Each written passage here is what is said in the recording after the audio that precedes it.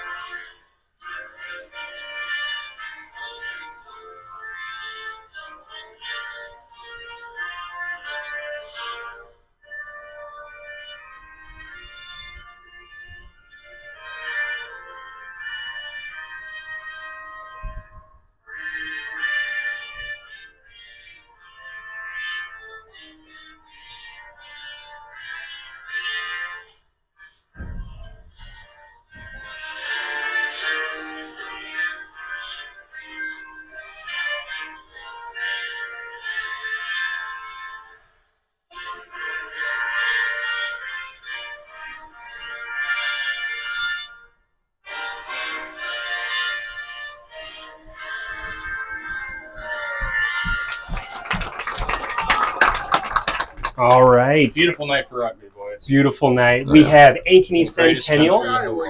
Ankeny Centennial is going to be in the gray. Cedar Falls is going to be in the red. Again, thank you to the sponsor, BBP Sport. Go to bbpsport.com for all your rugby apparel needs, whether you need a team store, you need a new kit. That Ankeny Centennial squad is in their BBP kit. So give them a look. Awesome to see these kids. They got their names on the back. They're looking good. One of their coaches, Jordan Sanderson, he is the one in charge. So, yeah. All right. So Ankeny Centennial, coached by Jordan Sanderson, Hunter Staub, and Tyler Cahill. And then Cedar Falls, coached by Brent Piper. And here's the kickoff. Nice. Just over 10. Ooh, early knock-on. Early knock-on. A rare miscue from Cedar Falls to start the game. So Cedar Falls, when we look at their lineup, we see a lot of seniors, a lot of guys with experience. Whoopsies. My bad. All right. I forgot about the countdown. We are all right. The clock is going. So here we have a scrum set to Ankeny Centennial. They're going to want to make the most of their opportunities here. They get the ball out. Cedar Falls defense coming up quick. Ankeny retains ball. Again, Cedar Falls coming up quick. Meeting Ankeny Centennial before the gain line. Ooh. Finding space on the wing, though. Nice. Anybody on the camera? Sorry, Mr. And a Gray. steal by Cedar Falls. Yeah, Cedar Falls was opposing about every ruck there. It's good defense. We see number 1 finds a gap. That's going to be Caden Smith. He was elite team all-state last season. He plays wing, and he's extremely fast on the edge. As you can see right there. Pretty sure last season, too, he was in the top of the league for tries, assists, just a kid who goes around and he does it all. So he is a senior. Number 1, Caden Smith. Like I was saying before, you also have captain senior Chase Gilbert, number 17 at fly half, who was all-state last year. He's a 4-year player, the glue of the team. He is 64 for 82 on conversions, and he made that. So now 65 of 83 on conversions. We also have Ian Murrah. He's a captain as well. He was elite team last season. He is the scrum half, a 4-year player who will be continuing to play rugby at Iowa Central Community College. So it is 7-0 with about probably 5 minutes, 4.5 minutes. We got our countdown started a little bit late, but the referee, Jeff McHenry, Hall of Famer, in the center, he'll keep track of the time for us. He had to tie his shoe there, so there's a little delay. Great tackle by Cedar Falls. Look at that immediate poach. And he poached. Nice. And number 2 there, Ty Eller with a good hard run. They get it outside to Caden Smith again, trying to make some moves. Oh, ooh, stepped out of bounds. And he dropped it forward, too. So Cedar Falls, we're seeing a lot of pressure early on, whether it's defense or offense. They're meeting Ankeny behind the gain line, and then offensively, they just all gas, no brakes. Very aggressive, too, on defense. A lot of counter-rucking, opposing the ruck, not just giving it up and spreading, which you don't see too often in high school sevens. Most of the time, they're just giving it up and spreading to save time. But these guys want the ball. Deep in their own territory here. And they're in the try-zone. Tackled in the try-zone. So that's going to be a goal line drop. 5-meter scrum. Or no, 5-meter scrum. I'm sorry. Why are you sorry? Because I was wrong. We're all wrong sometimes. I know. Did you listen to today's? You listened to today's podcast? Yeah. I made corrections from our last episode when we made mistakes, and we listened and we grew from it. And that's what it's all about. These teams, they use the whole season to learn and grow, and here tonight we're going to see some of the best rugby we've seen all season. Cedar Falls with a great opportunity to score here. Ooh. Quick tackle. So Jeff McHenry says he was onside there, but we do have an advantage towards Cedar Falls. Number 17. And try one. That is Chase Gilbert with the strong take. Right up the middle. Extends the lead 12-0 to Cedar Falls. Again, you're seeing that experience. Ian Murrah, Chase Gilbert, Caden Smith. These guys have been playing together for a while. Ty Eller is also a senior. Ian Bonenkamp, prop. He is also a senior. He's going to go to UNI and play. I mean, these guys have been playing together for a while. They have a deep JV squad. I mean, you look over there on the sideline. They just have great numbers. It makes for great practices. These guys came ready to play. Chase Gilbert looking for the restart here. And the kick was good. Ooh, that looks short. That's about a meter short. And it went into touch. So we're going to go back to the center.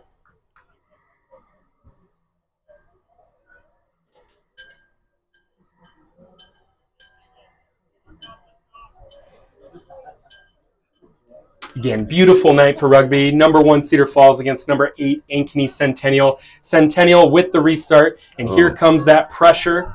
Cedar Falls is just so fast coming up on defense. But a high tackle is called. High tackle penalty awarded to Ankeny. Jeff McHenry wants that tap through the mark.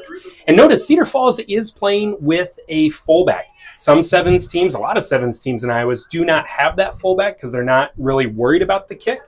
Cedar Falls, they're ready for that, and they have that sweeper looking for backside help in case somebody breaks the line. But Ankeny's struggling to break that line. Great defense by Cedar Falls. Again, coming up fast. 10 meters behind the gain line and going for that ball.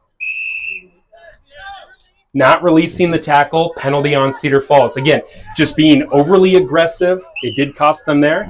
Did not tap that, just ran with it there.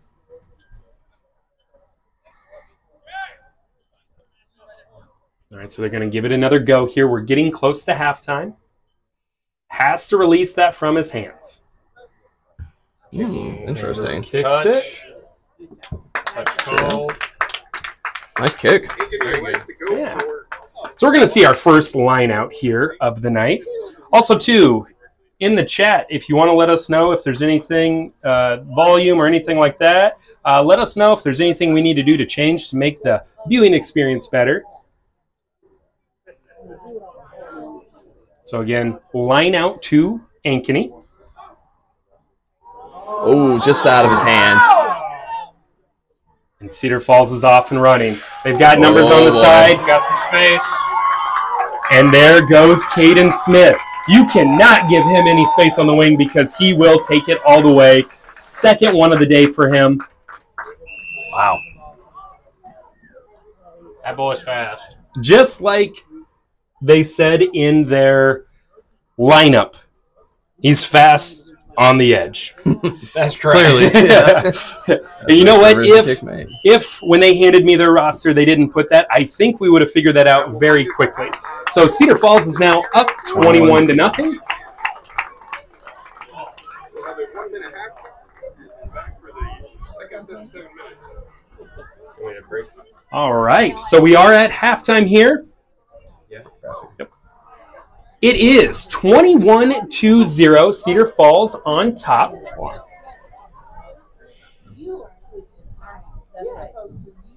Going to take a quick little break here. Again, this is brought to you by BBP Sport. BBP Sport is the sponsor of tonight's event. If you need any rugby apparel, you need new kits, you need a ball bag, you need polos, you need a team store, hit up BBP Sport. They focus on rugby apparel. They also do non-rugby things, right, Ryan? If you have a different sports team or a small business or Yeah, they've outfitted family reunion. a dance team before. They can do orders for anything, really. You need apparel, hit up BBP Sport. They're going to take care of you. Again, it's You and I halftime that here weekend, of maybe.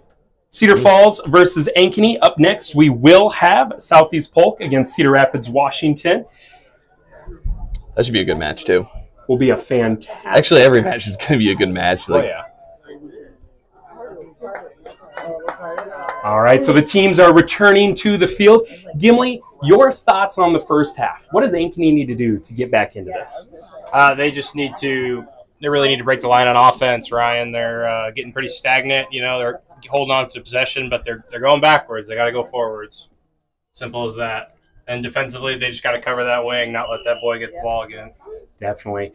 Yeah, finding a way to break that line. Get a little more Nice creative. pick. All right, they've got ball. Great tackle. But we did have a knock-on on the kickoff. So First knock, yep. Drew Gerds, the prop, number 12 there, made that tackle. But we're going to have a scrum here. Jeff McHenry, again, he was inducted into the Iowa Rugby Union Hall of Fame this past weekend at the 50th All-Iowa Tournament. He's still down there in the center doing a fantastic job for us tonight. Ankeny Centennial wins the scrum. Man. And again, this defense is just swarming, just smothering them. Smothering. Ooh, There's a little gap. But again, break. line break, but they catch from behind. They're very aggressive in that counter ruck. Ooh, interesting move. Ooh. And they've got You something on the one? backside Ooh, here. Nice hit. There's another tackle by Drew Gerds. Loses the ball. And so they have the choice of a line out or a scrum because it was a knock on that went into touch. They're going to elect a scrum. Out of bounds. We're going to play the knock first. There will be a scrum down awarded to Cedar Falls. So again, a lot of these guys, you know, are looking to play some select side rugby over the summer. I was talking about Drew Gerds earlier. He's going to play football at Grandview University. That's pretty cool. Guys who are playing multiple sports. Cedar Falls with the win in this scrum. Ooh, big gap. Nice tackle by Ankeny. Little pick and go, looking for space. No one outside of him. There was space, but he didn't have support. So they reset. There's a hole. Gap up the middle. That's going to be another try for Chase Gilbert. His second of the game. Right up the middle. Easiest way to score. Straight forward. I mean, Phil, you giggle. Yeah. But it's like Coach Halsey always told us, you know. If no one's in front of you, the fastest way to get to the try zone is a straight line. Yeah. Makes sense. All right. Another Hall of Famer recently inducted into the Iowa Rugby Hall of Fame, Rick Hall, a.k.a. Halsey. I apologize. I made another mistake. His name is Gerdis. Gerdis. I apologize okay. about this. We didn't have the phonetic spelling, but Gerdis. I teach math. I'm not so good at reading. Sure. Only algebra. Another kick. All right. Nice. Caught in the air. Oh, good take here by number 9. Good chase down. Get that ball out clean. There's a good. That's a lumbering boy right there. Yeah. Ooh, Needs to get that ball back to his team, so he held on to it too long, and Cedar Falls is off and running. Good hands there by Cedar Falls, and you just see that on the front foot, ready to go. Pass there by Ryan Johnson. Ooh. Moving back and forth, waiting for something to open up here. Oh, breakdown. He seems to be doing a better job covering that wing, though. Oh, But that allows for a gap in the middle, number 19. nice little offload. Oh, beautiful. And Ty Eller is going to take it the distance. Ty Eller, the senior hook. He's played all 4 years of high school, getting his first try of the state tournament. Extending that lead, 33-0. So the most difficult kick of the day for Cedar Falls so far. A good strike, a good look, and just to the right. That was a really good strike there. It was. Just a bit outside.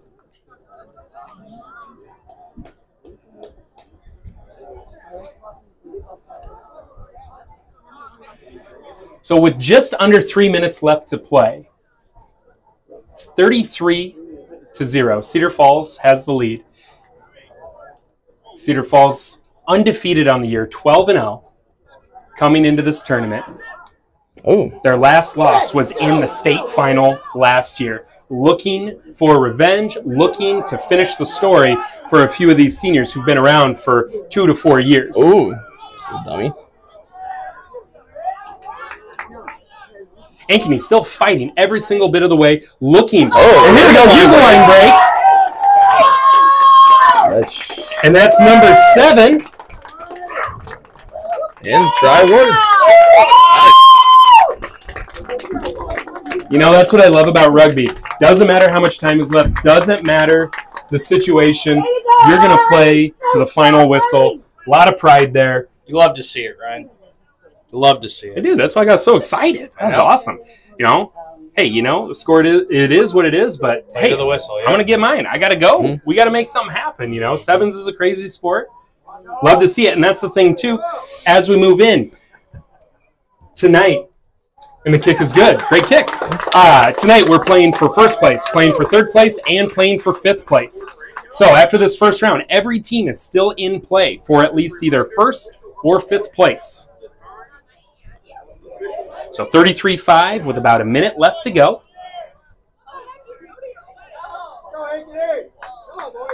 Ankeny's going to want to be aggressive here, try to get that ball back. Cedar Falls lets it bounce. It is picked up. Ooh, and intercepted there. Oh, well, you're going the wrong way, bro. You're going the wrong way. Oh, little confusion there. Oh, man. That happens. And that's Willie, number 10 from Ankeny. Yeah, I mean, it was one of those things. He didn't expect the ball and kind of lost his bearings where he was at. But, hey, you know what? They got the ball. He might have planned it. You never know. And look, he's got space. If they can bring it outside, they've got numbers outside. That ball squirts out, though, in the tackle. And Cedar Falls is off and running. Nice tackle. And that's going to go into touch. Looks like we have, Getting down to the last few seconds here.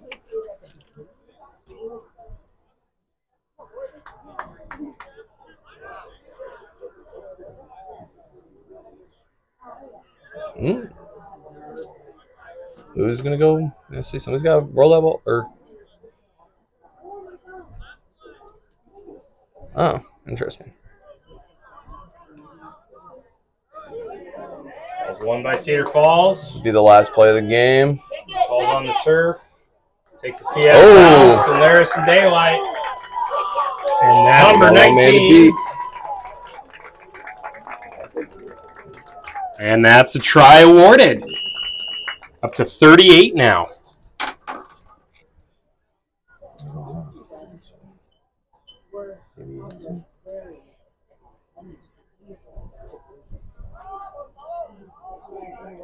Yep, I got it. All right, and here comes the kick. And it's good. It's going to take us. That'll be the ball game. That is going to complete our first match of the game. All right, so Cedar Falls will advance. Their next match is at 7:20. They'll play the winner of Southeast Polk against Cedar Rapids, which is our next match. And again, Ankeny is not done. They will play at 7:40. All right, we're going to take a quick break here as they're shaking hands.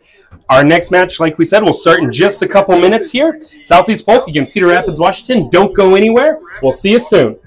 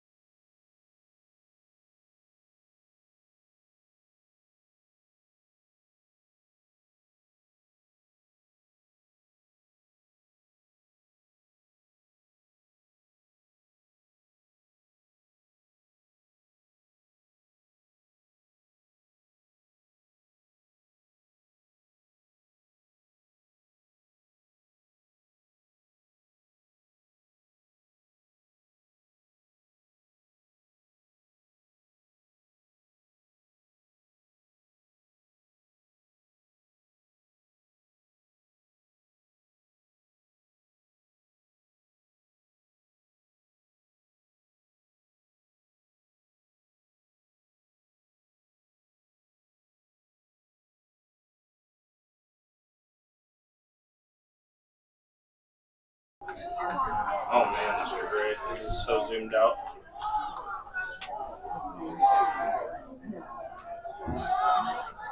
See our Washington kids hyping each other up right now.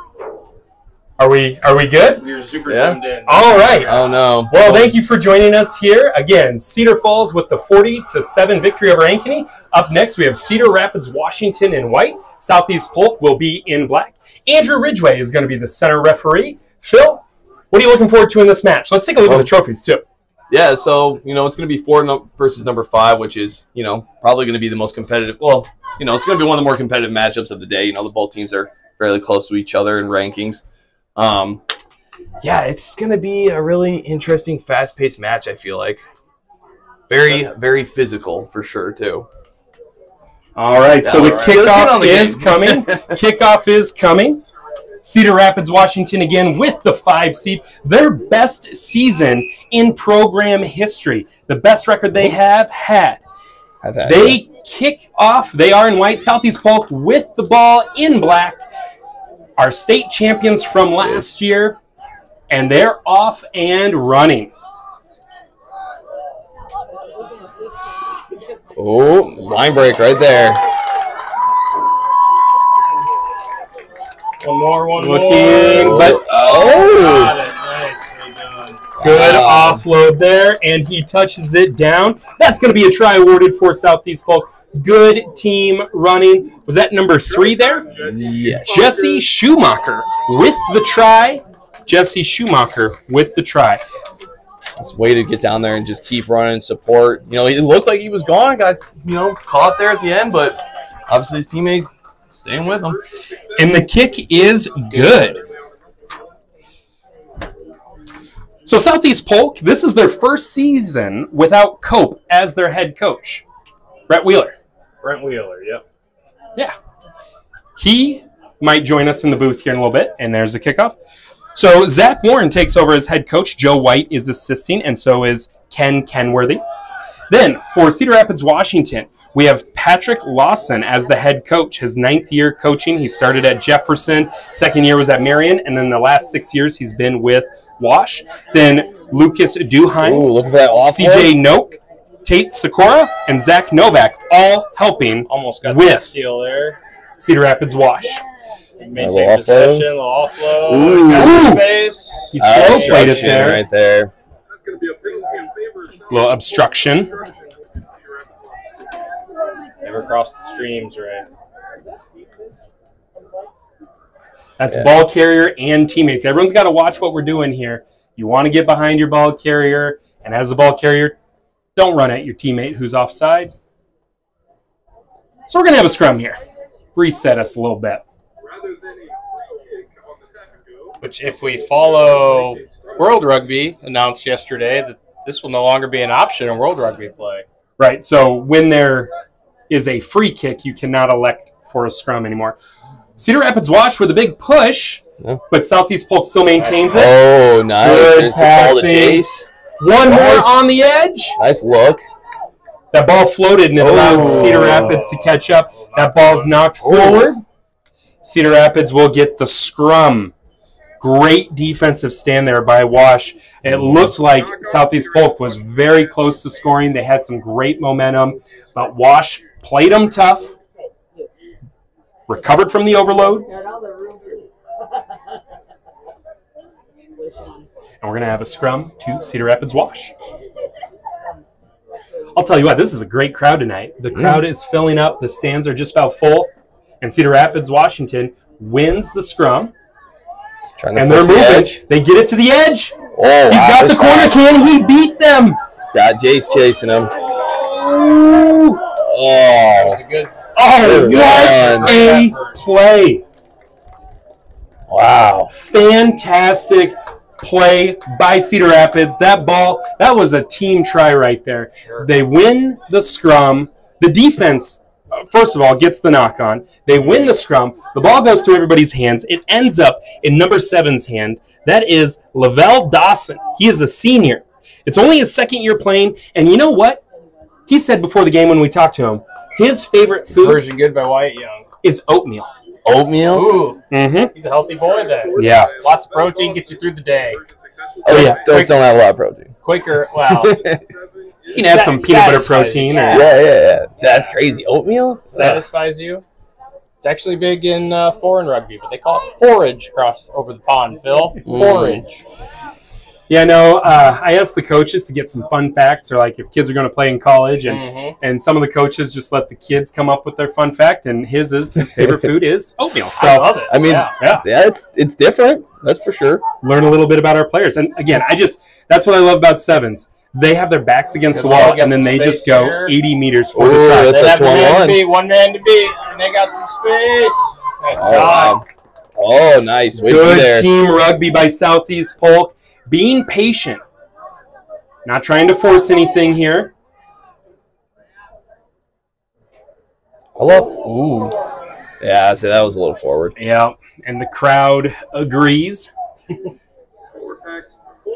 Forward pass. Going to lead to a scrum down for Cedar Rapids, Washington. It's a little unlucky there. Just a little timing issue. You know, I think the Southeast Polk player thought he was going to get through. He got held up. And then he saw his player crashing through that gap, which was a great gap. But by the time he made the decision, his teammate was passing him. Tries to get it as flat as possible, but just physics. Mm. And the momentum carried it forward. Unlucky again. And this is how Cedar Rapids, Washington, they want to play this game. Take advantage of those unforced errors and make the most of it. Can they get it to their wing again? Let's see here. Takes it into contact. Can't get the offload, but they're going to set that ball. Oh, lost the ball. Lost forward. Oh, and he's off. And finds a gap. That is going to be Carter Pesic from Southeast Polk. Number 1, Carter Pesic. Again, I apologize. I don't have the phonetic spelling. Yeah. If we get any names wrong, feel free to comment. Yes. Let us know. Yeah. No, but that was a great take by Southeast Polk. Kind of exactly what Cedar Rapids Wash did to Southeast Polk. They were patient. They forced the knock-on. And then in that transition, Cedar Rapids Washington was on the other side of the field set up on offense. Southeast Polk did a great job attacking in space. A little give and go there by the teammate. Conversion kick is good. All right. Also by A little deeper kick by Jace. Jayton Peters.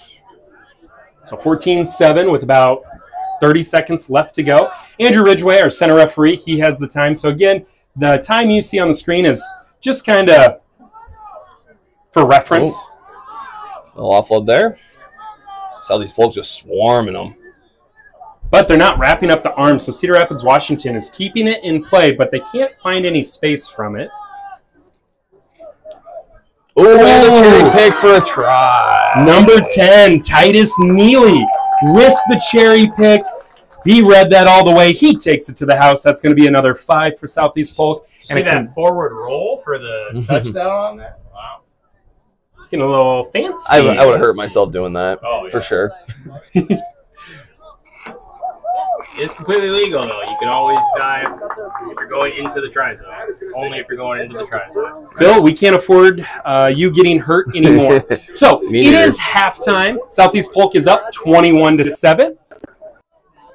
It's a pretty good match, though, so far. Yeah, great They're stuff. physical. I mean, it seems super obvious, but it's like, I love seeing, players playing unselfishly. A lot of offloads, a lot of, support. I mean, obviously that's how, a good sevens team operates. That's called rugby. It's a good any team operates. Oh, yeah. Well, and the thing I really like, too, from both teams is you're seeing they're being patient. They're trying to make the most of their opportunities. They're trying to limit those mistakes. But what I like to see is the counterattack. Both teams are taking advantage of when the other team makes a mistake, boom, it's go time. We have to score. And I think that's something, Cedar Rapids Wash coming into here, you're going against a team like Southeast Polk, who historically, fantastic team, very buttoned up and polished when you get to the playoffs, returning state champions. You expect them to play a clean game. So when they give you something, you have to make the most of it. And I guarantee, they got 7 minutes here. They're going to try to clean a few more things up. Gim, what do you expect from Southeast Polk coming out of the half? Just continue the great effort they already have on defense and offense. And, man, they sure have a lot of speed, Ryan. So I wouldn't be surprised if they go ahead and duplicate what they have with the 21 points. Just keep doing what they're doing. Yeah. If it ain't broke, don't fix it. Yeah, that's going to say they don't really have anything to fix at the moment. Exactly. I agree with Phil.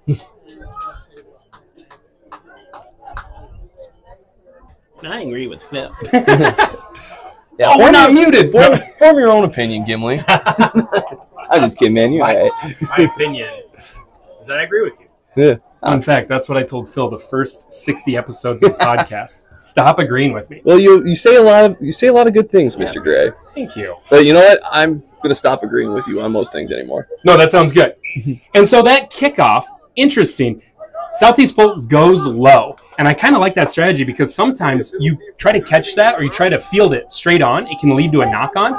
And right there's going to be a penalty on Cedar Rapids, Washington. Great field position for Southeast Polk. Again, this match in this stream is brought to you by BBP Sport. Ooh, nice offload. And this try is brought to you by Teamwork.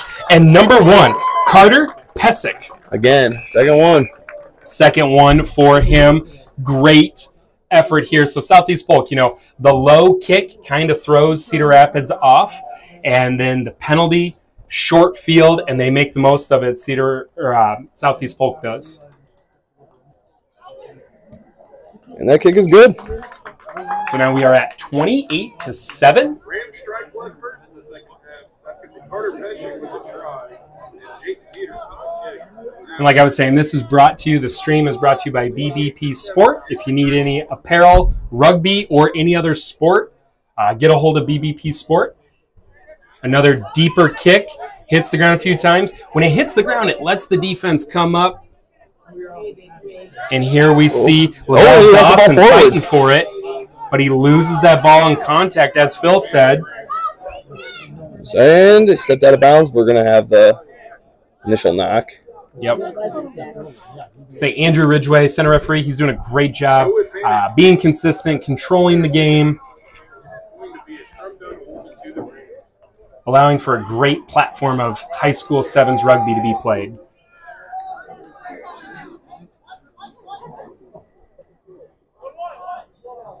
So again, Southeast Polk in great field position here. They're creating these turnovers inside Cedar Rapids territory, which makes it for a short field.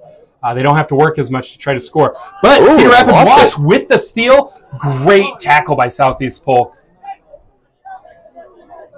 Looking to, right up the middle. Good line there. What a great counter ruck. Ooh.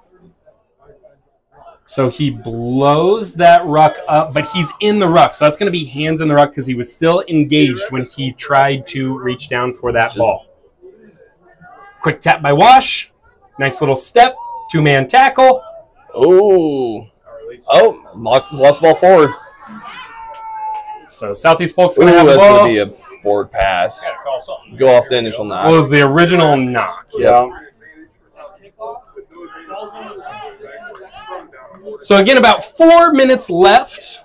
Thank you for joining our stream. We're going to be here all night till we see the state champion crowned.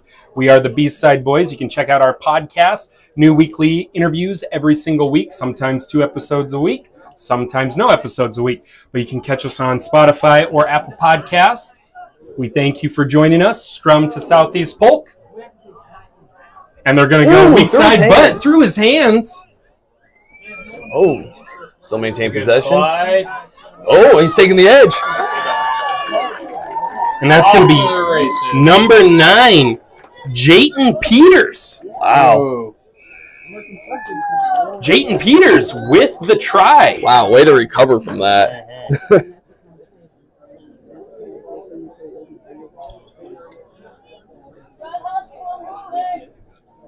It's about number 6 for Cedar Rapids with a nice chase down, good hustle. Don't have a name for him.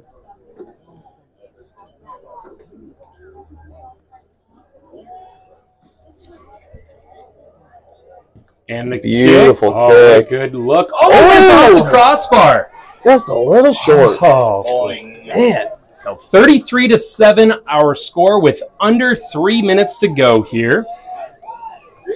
If this holds, we will have Southeast Polk against Cedar Falls at the 7:20 match.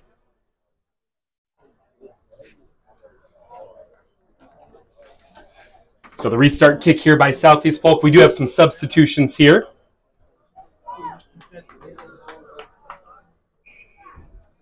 And the kick is up. They're kicking right in that middle zone to allow it to bounce. But we have a free kick. Guessing it probably didn't hit the ground before he kicked it. He just punted it. So number 9. Ooh, good take. And I do think when I was talking to the coach from Cedar Rapids, he did say 2 of his top tacklers, 2 of his top players are injured and they are not playing tonight.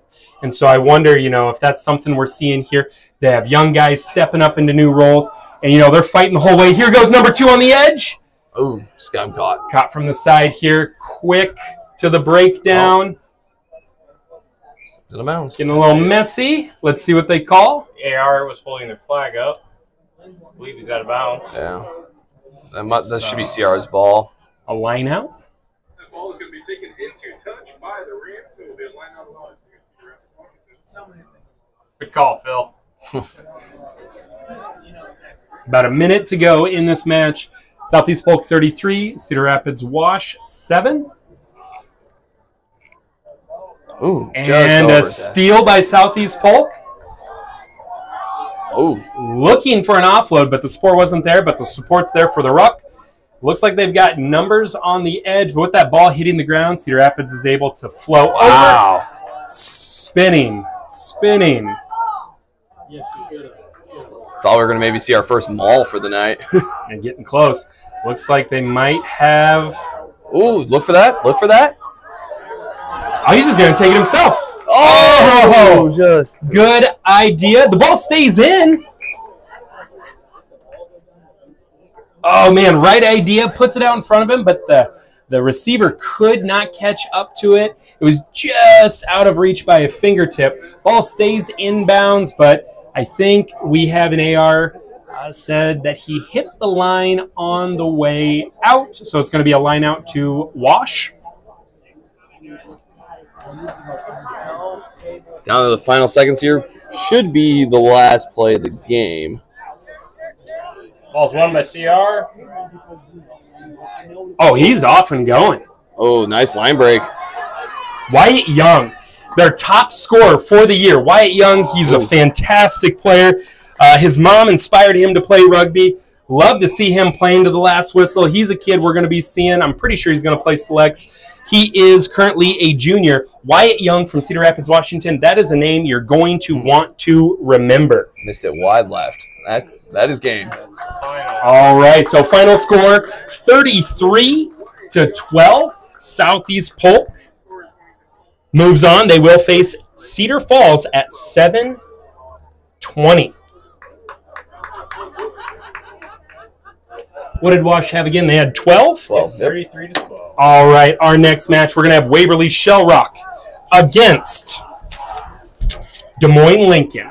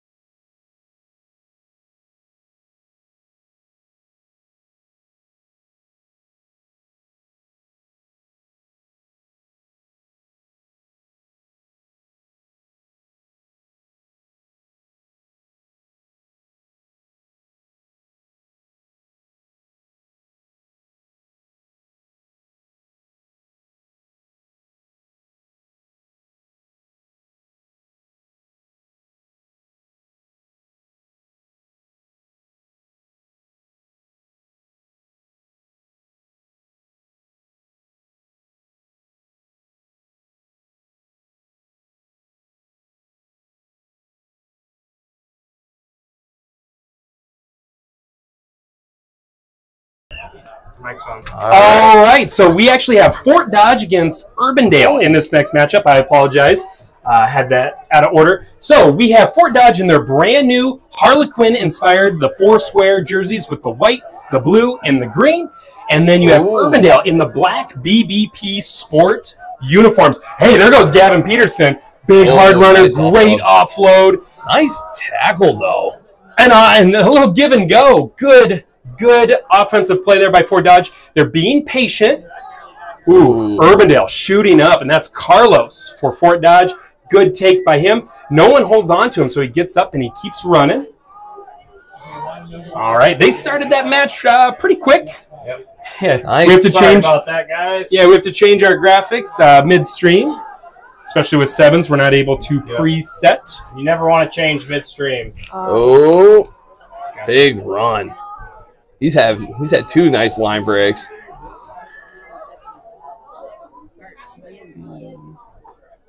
That's not showing up. Fort Dodge is inching in there. Oh, Little offload. I was down too far. Okay, sorry about that. Phil, you're doing great. Yeah, this is gonna be a good game. I knew this was gonna be a good game. Oh, they maintain possession. Gotta go with the finish. And so we have our referee in the middle, Justin Clark. Oh, offsides. Offsides against Urbandale. That's the thing we've seen Urbandale. This is the third time we've seen them in person on stream. If they can limit their penalties, they are a scary team who can score anywhere. And we know Fort Dodge is a tough team. Okay. Oh. Try was awarded. Try awarded. So he got tackled, and his one move was to roll forward and touch it down. You see the center referee. Look down at Paul Damagey, his AR, who confirmed that is what happened. That's for Fort Dodge. Whoopsies. So Fort Dodge is up 7-0. What were you shaking your head no about? Nothing. We just were. Yeah, it was a very close call. You're right, though. You look at, well, if you saw Paul Damage, he showed an emotion to the center referee, and they conferred to say that, yes, that was the one legal move. Conference. Caught in the air by Urbandale. Real athletic play there. And Urbandale is a team who can score at anywhere from on the field. Athletes all across the board. Need to dig that thing out. Sure can, right? I am Great Fort tackles. Dodge, just aggressive on defense. Penalty on Fort Dodge. Diving over, said he lost his feet there. And Urbandale's off and running. Ooh. Good offload. Nice move. Oh, he's fast. And that's number 15. Oh, is Did you hear that call? We're going to say it was not releasing. Not releasing. Penalty on Urbandale. Ball goes to Fort Dodge. Urbandale for not releasing the ball one time. I don't know if his hips ever even touched the ground. There goes Gavin Peterson. That's kind of what I thought, though. I thought he was still moving. Dummy finds space. 3 guys from Urbandale with the Never tackle. argue with the sir. No, of course. So penalty, not rolling away. Yeah, penalties do kill Urbandale. That's kind of been the story this season. Nice tackle. Ooh, he hit his head. Oh, we have a player down. He bonked his head pretty good on that tackle. Man. Whoa, what a tackle. Oh, he's up and moving. That's good. Well, Cherry pick. Ooh, good dummy there. So by number 2, Ty Adams. oof. Fort Dodge being patient here, and they have numbers on the side.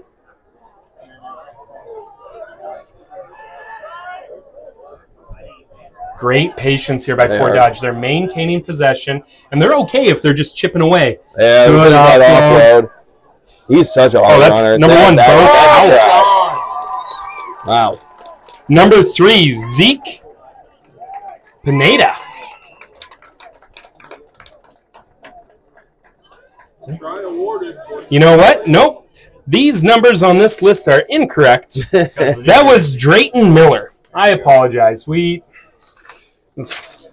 sheet that was handed in is different than the sheet with the info. So that was Drayton Miller, number 3, starter on the football team, team captain, grandson of legendary Hall of Fame wrestling coach Don Miller. Oh, wow. That's pretty cool. Number 7, Carlos Dandy Don Elias. himself. Select side player from last year. He makes the kick. He was selected for select side this year as well. He's a junior, so we'll see. Him again, yeah. Yeah, we'll He's definitely so see good. Carlos again. Fun player to watch.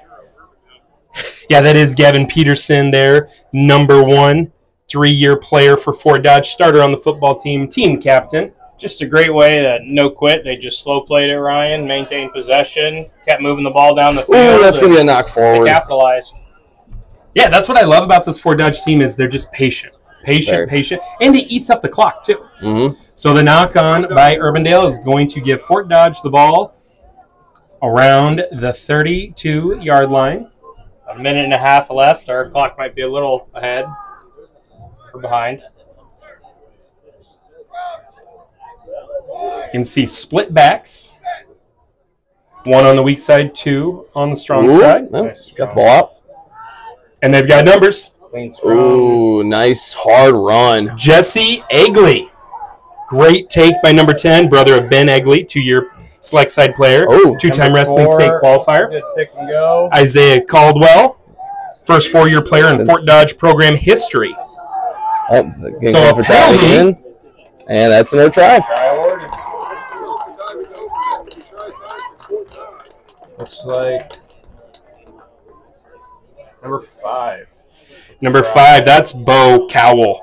He's a wrestler. Knows. He is going to go to Iowa State next year. He's interested in playing rugby there, hasn't fully committed. So hopefully head coach Ant Fryen can get Bo Cowell out for the rugby team at Iowa State. Great take by him. He'd be a great addition to that forward pack at Iowa State. So we have a score of 21-0. About 30 seconds to go. Fort Dodge is really playing a clean, patient game of rugby. That's been the motto all year for them.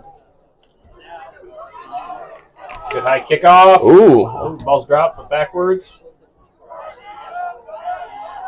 Hard running by Urbandale.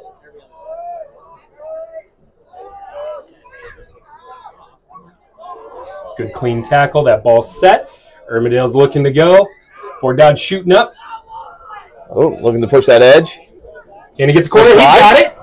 Now it's a foot race. Number 10 from Urbandale. That is going to be... He gone. Try. Great run. Heck of a run. Way to keep it going. Good chase by Fort Dodge. Don't give up there. They were on him till the end. And the kick is good. Sneaks in. We don't have a number 10 on our list. Of course. Oops. And that is halftime. First half, Fort Dodge 21, Urbandale 7. This stream is brought to you by BBP Sport. You need any rugby apparel, go to BBP Sport. They'll set up a store order. They'll set up a merch order. You can see Urbandale in their all blacks is the BBP Sport. BBP Sport also outfitted the B-Side Boys. We've done a team store with them. Look for this summer apparel for the B-Side Boys from BBP Sport. We thank them for giving us this opportunity to stream. That's how we're able to pay for the app that allows us to put a few graphics on the screen and do all the fun stuff. So thank you, BBP Sport. Always great to work with them. We're here at Southeast Polk, the old high school, now the middle school. Great night for rugby, right around 70 degrees. The sun is out, slight breeze. Referees, we can see in the center of the field, just kind of talking about what they see. Gimli, what do you see from the first half? Like I said earlier, I think Fort Dodge just playing cool, calm, and collected. They're not playing mistake-free rugby so far, maintaining possession. They're supporting each other very well. You know, they're playing unselfish. There's not one guy just getting the ball and running. Everybody's doing their part and waiting for something to open up. So far, so good. Defensively, they're holding the line the best they can. They are a little weaker on the edge, it seems like. They've given up a couple big runs and one just there at the end of half, capitalized by Urbandale for a big try at end of half. But yeah, I think overall Urbandale's still in it. They got that athleticism to go ahead and score anytime they need to. Phil, what does Urbandale need to do to make up this 14-point deficit? Well, they need to limit the amount of penalties that they've committed. I mean, they're obviously extremely aggressive. They're very aggressive on defense. You know, they come up hard and everything, but there's, you know, some issues with being on sides, the, you know, high tackle here and there. I mean, I guess there hasn't really been much in this game, but the not releasing, like, it's just some things just not quite going their way either. It's, you know, it happens, but they got a lot of fight. They do. And that's the thing. They scored right before halftime. I mean, 21-0 is tough to come back from. Yeah. You're in halftime. You get the ball back. They catch it on the kickoff, and you're only down 2 tries with 7 minutes. A lot of game left to be played. And, again, they can score in a moment's notice. If we see Fort Dodge overcommit on defense, don't be surprised if Urbandale can sneak through for a long try. And that's what they're going to look for here. Looping over, looking for space. Good, hard run. Oh. And that ball is stolen. But penalty. That Fort Dodge player on the ground. I don't know if he was playing on the ground, didn't roll away. Yeah. I was just kind of wondering what happened there for a second. I was like, whoa, wait a minute. Ridge, we trust. Well, Ridgeway's not out there. That's Justin. Well, and Justin, we trust. He's like a bigger version of Ridgeway. Tall Ridgeway. We trust. Oh, look at the line break by number 10. Looking for support on the edge. Nice. He finds a friend. Just got to get there. Fort Dodge. Smothering him there. Oh, right on the edge. Does not step into touch. Good job. Good body awareness. Yeah. Urbandale's looking pretty clean right now, though. Yeah, the ball well, fast moves. What a take! And he's going to take that to the house. That is number 15, Zachariah Attal. This is going to be the thing with Urbandale, though. These kids don't get tired. They are conditioned. Yes. Well-conditioned, lots of athletes, a lot of speed on this team. And we're going to see a lot of these Urbandale guys either playing for the Iowa Selects or the Wombats Academy this summer. A lot of speed, a lot of athleticism, and a lot of fight. That kick is good. Now it's a 21-14 match, a one-try game. This is awesome. And some really good coaches on both sides.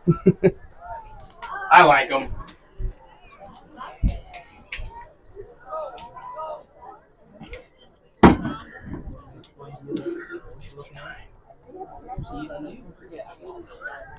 All right, and the restart kick from Urbandale with about 5 minutes to go.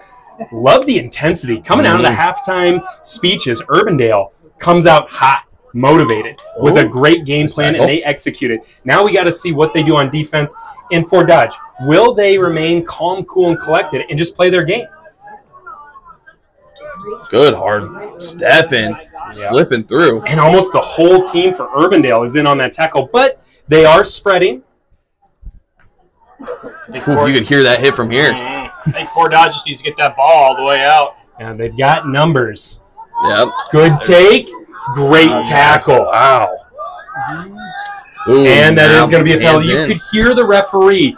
He made the call. Roll away. You could hear him from up here. The player did not roll away, so that's going to be an easy penalty here. Fort Dodge is going to resettle, and he Looking kicks for the line it. out. Ooh, that's in bounds. Great kick. All right. Oh, he's trying to go quick. Nobody touched that thing. He wants to go quick, but that ball rolled way too far away. They're going to He can reset still go here. quick. Oh. Yep, he's going. So let him go quick. Yep.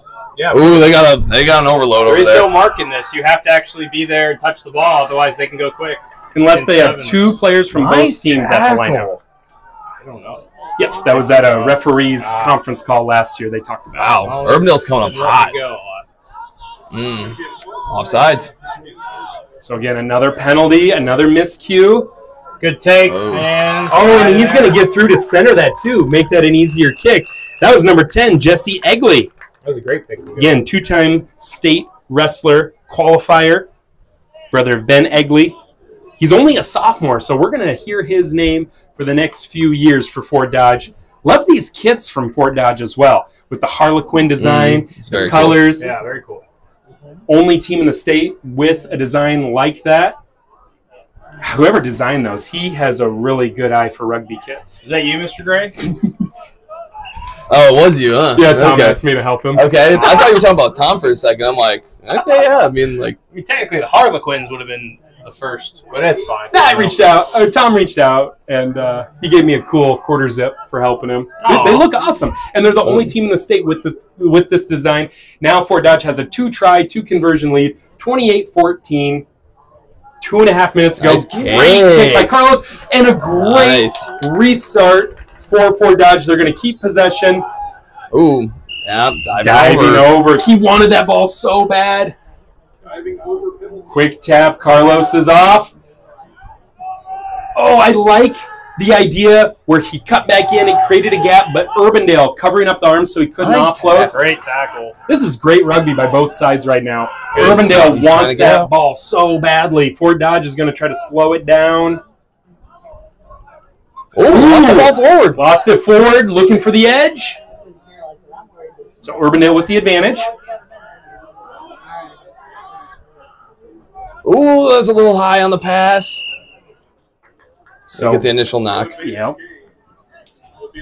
About 1:40 to go. Urbandale. We're going to see these kids. Phil, you said they don't get tired. We're going to see it. They're going to give everything they got in the next about 100 seconds. Yeah, they're gonna definitely, if they want to, have a chance to win this, they really need to get in there, like now. Yeah, they got to score now. You're right, Phil.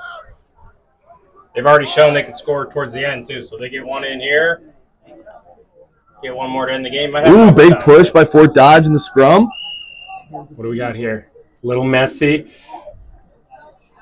Even though Urbandale gets the put, this is wasting a lot of time for them. They reset the scrum there just to make sure everything's safe. All the players are happy and healthy. We don't want any unnecessary injuries here. Urbandale gets that ball, and Fort Dodge is coming up quick. Ooh, nice little offload. They've got numbers. They've got numbers. Can he hit that gap? Great tackle by number 3. That's Drayton Miller.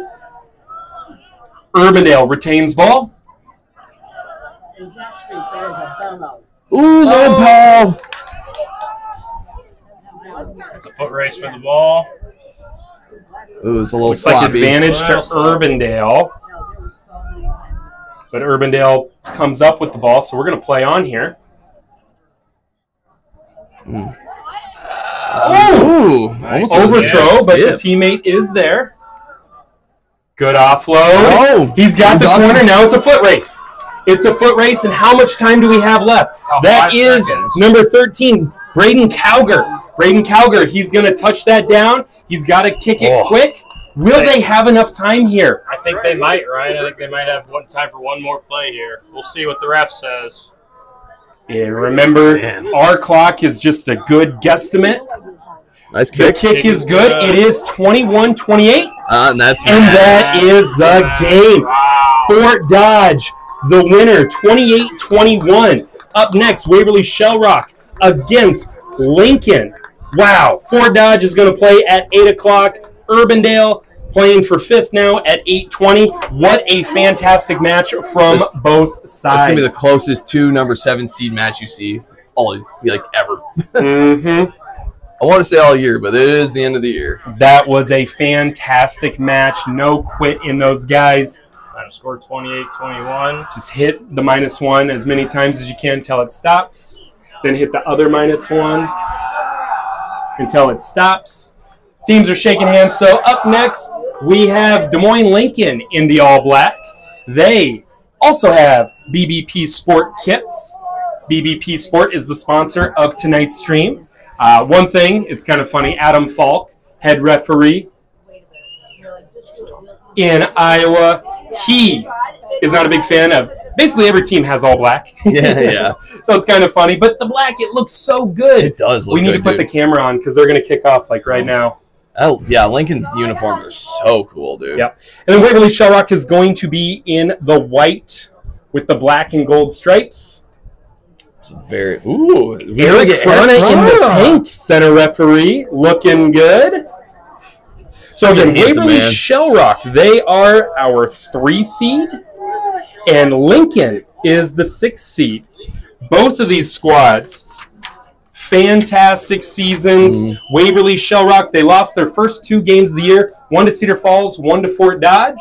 They've won every game since, and they get better every single week. And they win most of them handily, too. Like, they are a very, very good squad.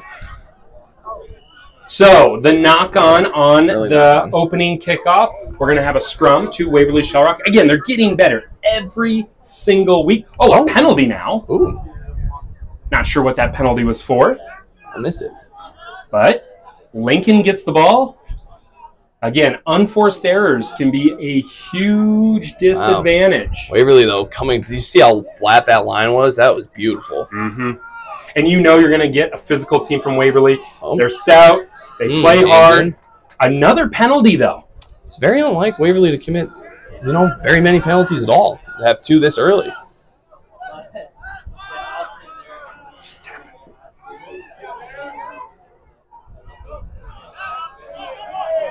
All right, Lincoln maintaining possession. It's one of the Robles twins. Ooh, lost the But ball. a turnover, and it's a short field for Waverly Shell Rock.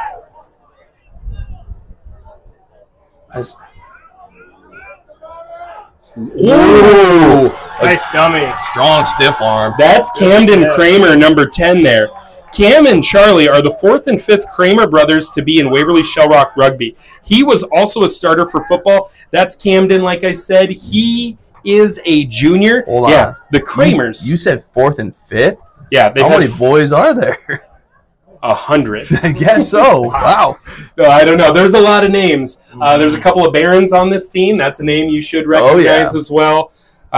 Definitely a lot of family ties in there. There's a Haggerty And on the kick is team. Good. Wow. Heinrichs with the girls' team, and on the boys' team, like I said, just a lot of families playing rugby in Waverly. A lot of wrestlers. Love to see it. Mm-hmm. They know what they're getting themselves into. A lot of consistency, and this is a team that has seen state championship gold in 1A and 2A. They want to get back there this year. Again, like I said, lost the first 2 games of the year, haven't Another looked nice back kick. since. Good restart. And you notice the sun right in their eyes there. That's a good catch by Des Moines Lincoln.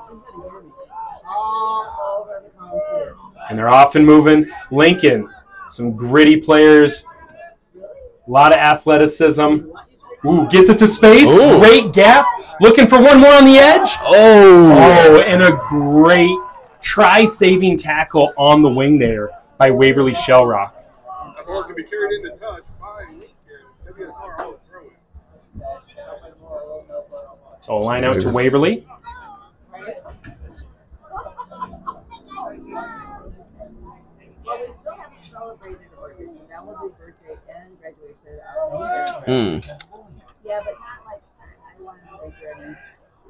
Interesting lineups set out. Nice ball. Very good throw in. Ooh, hard run. Good tackle. It's always nice to see a good hard physical run and then a good clean tackle to follow up with it. Ooh, look at this line. They've got numbers coming back the other way. One more. You got to hit him. Oh, Find space inside, though. He's got a good stiff arm. Camden Kramer, man, he is playing a good game right here. That's Ooh. number 14. Nice counter ruck. McCaver Haggerty looking for that ball. Huh. Number 5, Zane Behrens getting in the action. Stiff arm to the face, though. That's going to be a penalty on Waverly Shellrock. Over physical, losing the ball. And Zane really grew since the last time I saw him. You didn't know it was him until I read his name, huh? No, I didn't. I was like, wow. Ooh, a missed tackle there, and now off to the races. Good Can he move. find that gap? He's going to go all the way. He's going to find that in the center, but that backside wing is coming. Backside wing is coming. And that is a try for Lincoln. Good run. Wow. Very nice run. Weaving out to in, finding space. That is number 5, Aaron Guerrero. He leads the team in tries with 15, so that's his number 16 try on the year. Wow. Guess what? He's a senior, but this is his first year ever playing rugby. How about that? Crazy. So picking it up quick. Love to see that. Hopefully we see this kid play at the next level. And the kick is no good off the post. Lincoln is coached by John Kelly. He played on the inaugural Lincoln team in 2010 as a junior and then played as a senior. He coached the 2012 team, and he's been the head coach since 2020. Plays for Des Moines. Zach Randalls from Des Moines is also an assistant coach. And then Marcus Cross, another assistant coach for Lincoln Rugby. He played there and was coached by JK. Then he went to Iowa Central Community College to play. Now he plays for the Wombats. And then Rico Banks, a former Lincoln Rugby player coached by JK, also plays for the Wombats. Is our Lincoln staff. Good hard running by Logan Lashbrook. Oh, wow. That looks a little high. Ooh, nice counter. Ooh, I got to keep And your feet, that's going to though. be a penalty, diving over. Got to keep your feet when you're going to try counter ruck like that. Quick tap, and we're off. Big hard running. Run. Looked to be a little high there, too, but we're going to play on. Oh, slipping Caden through. Wetherell. Nice Offload, pop. and then there he goes. And And that is a try to the junior, Caden Wetherell.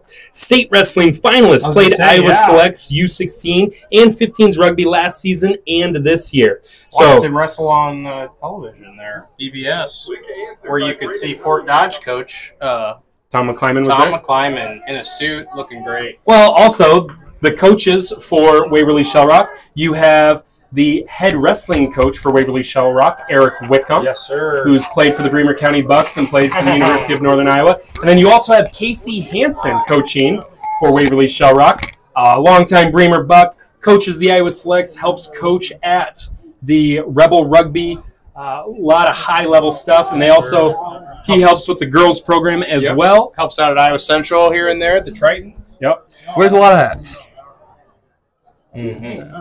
So we are at 14-5 with about 20 seconds to go. Another great kick. Ooh. Space there. If you can cut that hole. Good tackle. Sets the ruck, looking to blow Ooh, nice. it up. Counter ruck. Ball's free. Still maintain possession by Lincoln. Very nice. Good body position there by Waverly. You could tell Lincoln wanted to get that ball out, but because he saw that, used his body to cut that lane off. Couldn't offload. Lets the defense reset. Just wrapping up the hips and bringing them down with one arm. Great tackling. And look at the pressure A defense. little high there. Great pressure defense by Waverly. Ooh, lost that ball. Getting messy. Ugh. So we have multiple knock-ons. We are going to have That's half. halftime. Halftime. With a score, Waverly Shellrock 14, Des Moines Lincoln 5. Again, this is another one of those games where, kind of like our last game, Waverly and Fort Dodge very similar, where they're going to be physical, they're going to make their tackles, they're going to be patient.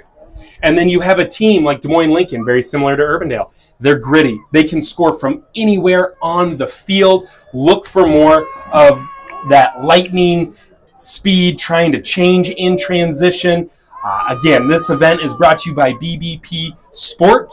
Go to BBP Sport for any apparel needs. This is the Class 2A Iowa Youth Rugby Association State Championship Tournament here at Southeast Polk Middle School.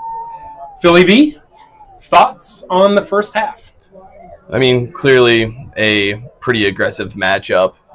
Waverly just comes up so freaking crazy hard on like just everything, you know, just very physical team. Like Lincoln's staying right in it though. That little slip through to get a try was beautiful. Definitely. And you know, when we think of Waverly, that's a team that wants to be in the state title. They worked so hard to be there. Last year, first round, early upset. They ended up finishing 6th in the state last year in that 5th place match. They lost to West Des Moines Valley. And so this year, they come out on a mission. They've been working every single week, tweaking a few things, and they look like a finely tuned, finely oiled machine right now. No, they do look very good. It's going to be interesting to see how this next half goes, though. Yeah, no looking back. And they're ready. So we have the referees in the center talking it over. Teams are just about ready to come back.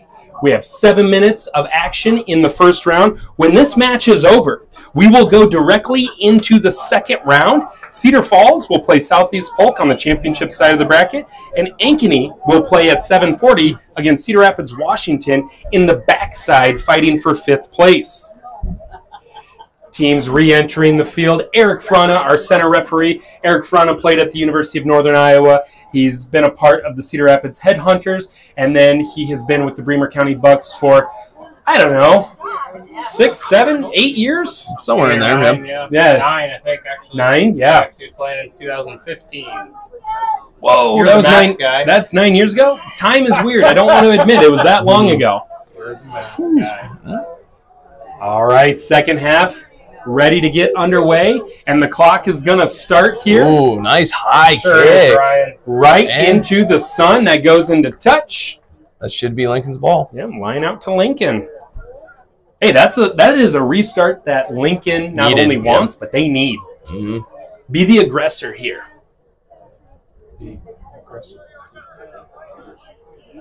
Coach Hansen telling his back line to get back. Because they were all offsides. Ooh. Stolen, but No, Lincoln Back to stole. Lincoln. Yep. Yeah. Maintain possession. The ball goes back to the hook. Oh, that was sloppy. I don't know. It's a line Waverly's out ball. to Waverly. Just everybody wants the ball. I don't blame them. Well, everybody wants some. First line out. Everybody wants to rule the world. Oh, that's a good one. Yeah, Tears for Fears. Fears. Yeah. All right, so Waverly with the line out, running down the line. Quick here. Good ball movement. Yeah, but running side to side, Lincoln was able to match him. oh, way to drive him back. Good defense there by Lincoln. What is Waverly going to do to get out of this situation? Ooh! What a tackle in the try zone. Wow, beautiful tackle. Oh, my. Lincoln is looking stout on defense. Very tough. What a tackle in the try zone. Well timed. Well He timed. met him, and that shoulder went right into the belly. These boys came to play in this second half. We have a 5-meter scrum here. So, yeah, they are down.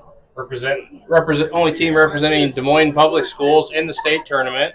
Des Moines Lincoln. Yep. Be here, become here. Des Moines Public Schools slogan. Yes. And in Latin, that is. All Oh, right. Hey, Lincoln won the ball. Lincoln's got the ball. Oh, looking for a Switch. switch. Oh, he's fighting move. space. Gotta Drag go him with down. him. Support. But they got numbers left. They got numbers left. Yep. They get it to the wing. Can he get to the corner? Oh, you got to run up. You got to run up. Nice. A little The offload. offload. In the corner. And try is awarded. Wow. Wow. No quit there. No quit. Wow. Again, the lightning speed, the agility in Lincoln with a great tackle to It's going to be create a tough kick, though. the And they- turnover. Yep. Oh. And so even if they made the kick, they still would have been down. But now it is a 10-14 match. Lincoln is down 4 with about 4.5 minutes to go. You'll notice the cloud is now covering the sun. So in the last restart kick, the sun was in their eye. The cloud's going to cover that. Man. But a great Nice. kick Another here. beautiful kick. They're just Waverly's having a hard time hanging on that ball. Ooh, Hard big running. A little offload. Being patient here. Look at the depth and the steepness by the Waverly backline. If they can get that thing out and they can get running. They got a 2-on-1 right there. They got a 3-on-1 now. He finds the gap. Oh, you got Hard to running. wrap up on him. Oh! Got a So little sloppy with the offense. that is an intentional knock-on. We're just going to have a penalty. No card here. So the defense hit the ball forward on purpose. Yeah. Penalty to Waverly. Waverly's going to choose a scrum. Right call.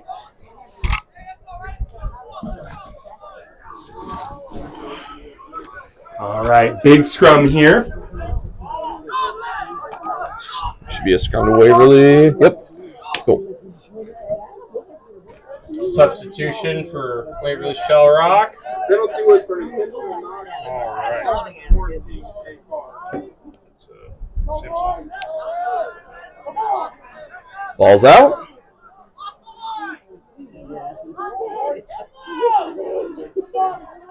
Ooh, around the neck, so advantage to Waverly. Advantage WSR. Ooh.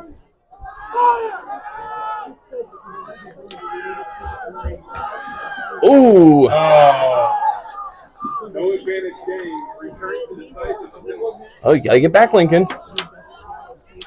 Waverly with the quick tap. On the Urbandale penalty after the advantage. So again, a couple of back-to-back penalties by Lincoln. We got a wing hanging out in the corner here, almost by himself. Ooh, and there's space here. If he can just get rid of that ball. Oh, tripped up Ooh. from the ground. Oh, there's no one on him on number 6. Oh, yep. I saw him creeping over there. Boom. And that's number 6, Porter Behrens, the son of Travis Behrens. He is a Bremer County Bucks rugby and UNI rugby alumni, second-year guy. His father is. Not His him. father, yeah, Yeah. sorry. He's not a UNI boy yet. I was reading off. Shaved his beard, came back to high school, play. No. Now, so Porter Behrens, son of Travis Behrens, he's in his second year. Great heads up. Keep your space. Keep your space. So many guys, they want to go directly to that ball. He was patient. That ball gets to him on the wing. And wide left. easy try for him. No good. So we have a 19-10 Waverly Shell Rock over Lincoln with just over a minute to play. Again, after this match, we will have Cedar Falls against Southeast Polk. So far, first round, our last match of the first round, I'm seeing some awesome rugby. This is a lot of fun. Good stuff by everybody, good sportsmanship, great weather. Crowd's getting into it, and the ball is going into touch.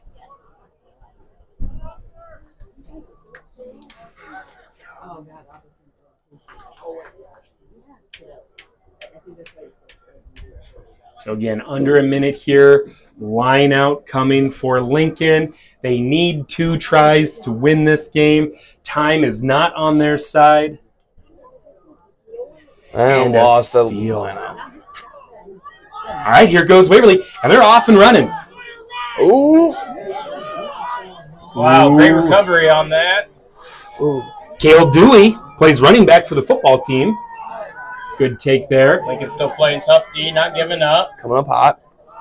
Good tackle by Robles. Look, if they go right, they have a guy on the wing. Nobody's on him. Yep, he Look at saw that. it. He saw There it it. is. There it is. Swinging Go it right. back. Oh, Oh, just Well, he gonna finds the take it in space. middle. The middle. and that is Charlie Kramer. Kramer versus Kramer here. Oh, I think they're twins. They're both juniors. Oh, they are twins. Yes, that is Yeah. true. I believe. If it's not, please comment. Just throwing out information that we don't even know. Well, I mean, brothers in the same grade. I'm gonna assume. I mean, they could be cousins. It could be Irish. No, it says they're brothers They're right does? here. Oh, Yeah. right. There's 3 I other don't have the brothers. sheet in front of me. 2 of them played at Iowa State. Nice kick. Kick is good. 26-10, and that is our final. 26-10. Waverly Shell Rock is going to move on to play Fort Dodge at 8 o'clock. Lincoln goes on to play Urbandale at 8:20. So up next, we have Cedar Falls against Southeast Polk. No upsets. We're going to take a quick break. No upsets in the first round. Quick break here in the action. We'll see you soon. Yep. 1, 2, 3, and 4 all made it in. And we're not muted, right? No, we're not. Okay. We're live. Hot mic. Hot mic. This is gonna be a good matchup. This is going to be a great match. Cedar Falls is going to be rocking the red again. Hey, look, it's Jesus Ramirez, head coach of UNI Rugby. A lot of UNI AR. Do a lot of UNI representation for the Referees today. Yeah. Holy We have smokes. 4 as of right now. Yeah. Jesus Ramirez, Andrew Ridgway, Justin Clark, and then we Eric also Frana. got Eric Frana. Isn't that crazy? That is crazy. Southeast Polk will be in their black uniforms. So this semifinal matchup is a rematch of last year's state final. Cedar Falls in red, Southeast Polk in black. This is brought to you by BBP Sport. We are the B-Side Boys. You can check our podcast out on Spotify and Apple Podcasts. Someone in the crowd is yelling, Very you better excited hit fans. someone. You love it. You love to see You love it. it. Yes. You love to hear it. A young boy looks like Eminem. Marshall Mathers yelling. I do like these pre-match chants that both teams have. Yeah. Oh, yeah. It's very fun. I love it. We need to come up for one. Well, I mean, we got Mob, I guess. I don't know. Yeah. We could do a little chant. Kick A us lot of up. people use that mob one, though. I think that's an Iowa State thing. No, it's not. Isn't it? I don't know. Our Ames team did. Oh, nice line break by Cedar Falls early. And he's off to the races. And nobody's going to catch him. CF with the try. Third try of the day for Caleb Weiland, Caleb Wild. number 3. Oh, no, was that number 17? That was number 3. Yeah. Yep. So that's Caleb Weiland? Caleb Wild. I believe that's his third of the day, isn't it? Or no, first of the day. I think it's his first of the day. Fantastic. That's a good way to get going quick here. So quick I didn't even get the clock going. My apologies. Blame it on Gimli. Also, it says here he's a second-year player. He is a senior. He has a pretty sweet behind-the-back pass to be out on the lookout for. So I think I saw on Instagram or on Facebook they shared a video where they were doing a 2-on-1 drill, and he did the behind-the-back pass. So we have an early 7-0 lead here by Cedar Falls. We are in the second round of the 2A state championship tournament. First match of our 2A. Room on the Yeah, outside. Keeps it Didn't in get him out of bounds. bounds. But a turnover. Cedar Falls is going to maintain. Oh, they got 2. Ooh, but the pass to nobody, but Cedar Falls recovers. Waiting for support, waiting for something to happen. Patience, patience. You see these teams that are at this high level, they're not afraid to be patient. They know if they go alone, they're going to lose that ball. So Ooh, that they're ball's not out. afraid to Ball's wait. out. Ian Murrah. On the defense. Big take. Big take by number 9, Ian Murrah, and that's going to be a try in the center. He dives and touches it down for 5. Cedar Falls coming out hot in this second round matchup.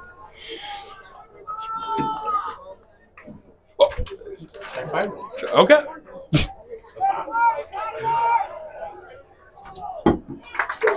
All right, and that's the good kick. 14-0. Cedar Falls, they are coming out on a mission. That's all I'll They're joke to you. on a mission. Oh, all right. No, we're just having fun here. Yeah, making fun of me. On a Can mission you believe for this? God, Jesus. Jesus Ramirez. on the You guys, Pacers. I'm trying to watch this game. Sorry about that, everyone at home. Nice kick. Good field. Yeah, good catch Oh, there. he's looking for that offload. Maintaining possession, though. It's good. Ooh, look Nice how jackal. quick that steal was. Wow. And he's Plenty of space. Oh! Good defensive play. but not held on. And that's going to be a try for number 17, Chase Gilbert. That's going to be Chase's, I think, 3rd try of the day, if not his 4th.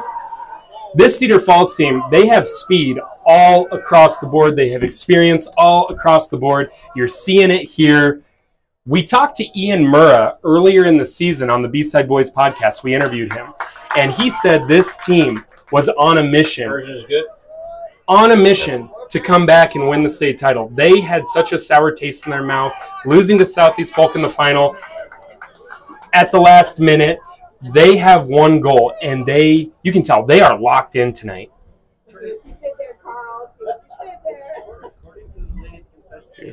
Again, Ian Murrah, he's going to be playing his ball next year at Iowa Central Community College. Southeast Polk struggling to get that ball to teammates. Oh, finds a gap. Nice cut. Oh, looking for that offload. Ball's loose. Still played. So Titus Neely, good run there by Southeast Polk. Nice ball. Gets it to the wing. Ooh. Not held on. So he keeps going. Look at this backline set by Southeast Polk, but they need to get that ball You see that this out. ball? Nope. It's down. See what the sir says here. Let Play it on. go. And that line is set. Oh, there and it that's was. intercepted.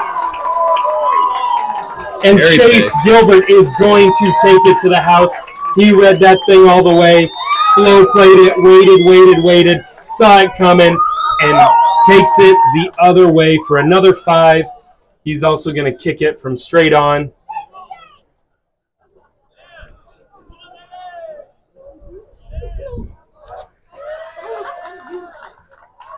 Kick is good. 28-0 first half lead. Still 2.5 minutes left to go here.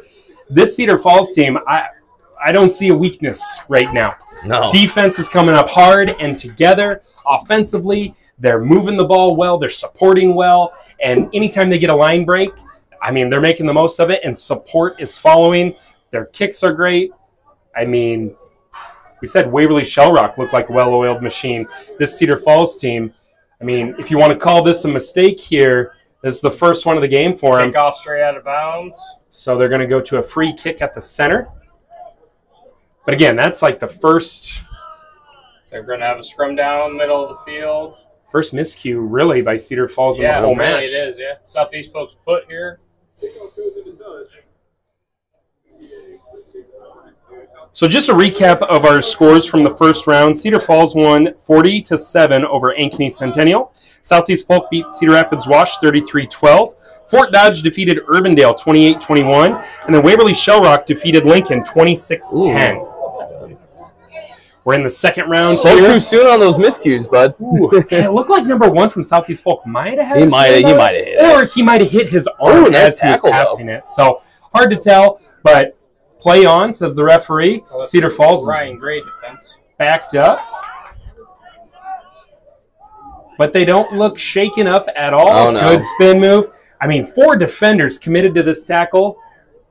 Solid counter ruck, but looking to Ooh. reset, bounce the other way. Oh, boy. Oh, he caught himself in that one. Yeah. But Ridgeway still, Yep. he's on it. Oh, yeah, and that's the thing. You may see someone go high, and you might think, hey, why didn't the referee call it right away? Well, advantage. If Cedar Falls would have broken out of that and kept on running, he's not going to blow the whistle and bring it back, right? So you hear people yelling, like, you know, for the high tackle, things like that.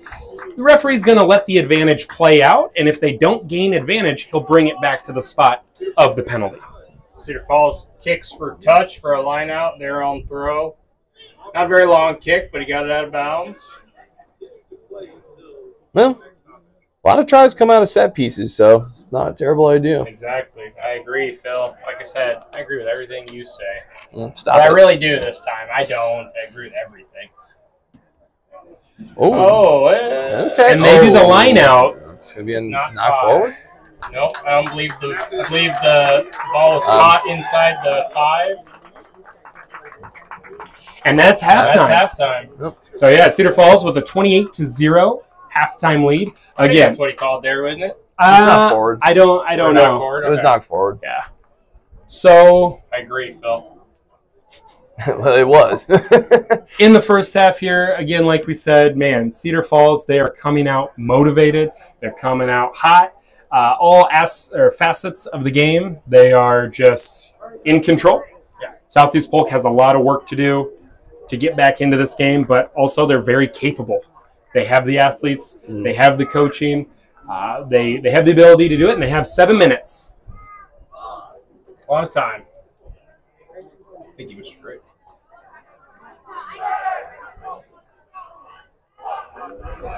All right, and so Cedar Falls, Southeast Polk coming back out. Our referees in the green tonight, having a little chat. That's something that's kind of cool to see over the years. More and more referees getting certified, more and more referees supporting each other.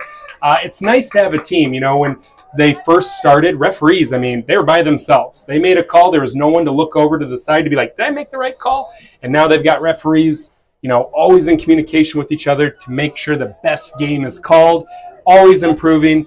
Our athletes are improving every single year. The level of play is improving. So are the referees. So are the coaches. Love to see it.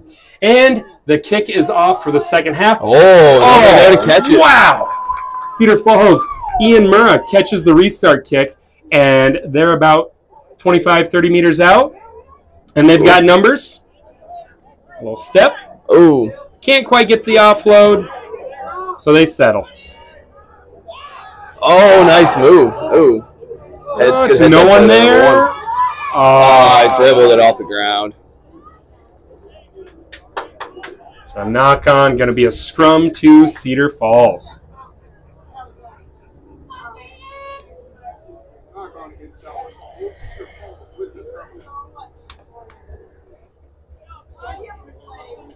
Good stuff tonight. Love what we're seeing. Thank you again for joining us. This is an Iowa Youth Rugby Association stream presented by BBP Sport. We are the B-side boys. Ooh, collapse scrum. Ooh, but that ball's out. He says play on. It's playable.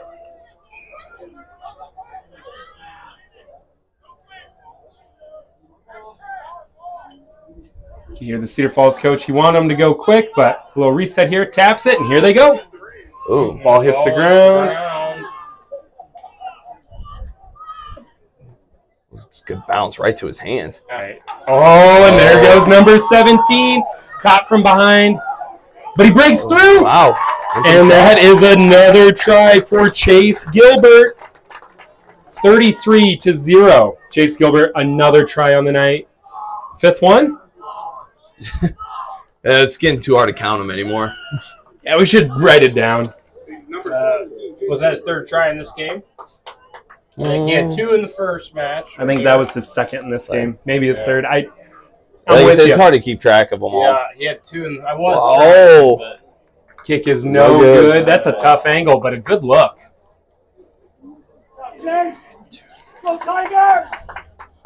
Had the distance for it, though. Mm-hmm. he was going the distance. He was going for speed. Yep. Cake. Yeah, man. Playing at the Waterworks Park, May 11th. All right. Nice and Great high restart kick. kick. Oh, wow. Again, oh, they make 2 their in a possession. row, Wow. and then he gets the offload. oh. Oh, Sloppy desperate ball there. Getting sloppy. Good advice by the coach. Get the ball. Oh, that's got to be a knock. Ooh.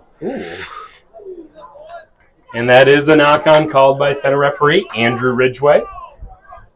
4 minutes to go in this second-round matchup. Winner goes to the state championship. Loser will play for third.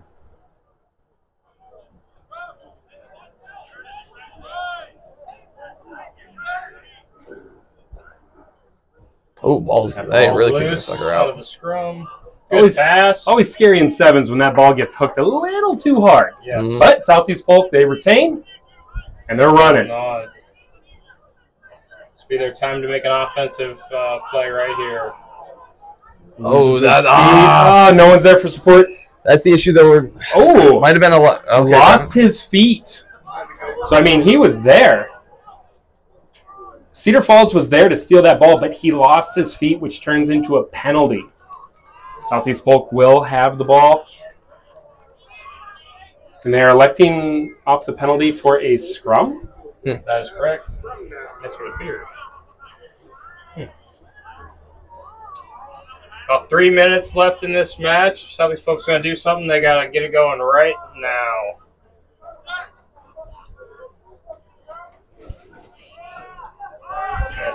Scrum is wheeled, but the ball is out.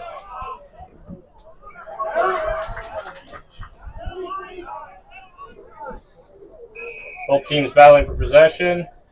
Let's see what he calls here.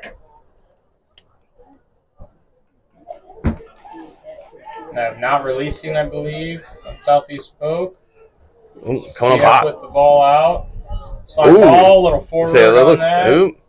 It's going to be a forward. Ridgeway saw it, though. It's okay. Yeah, I was just going to say, I didn't quite hear him blow the whistle there, but.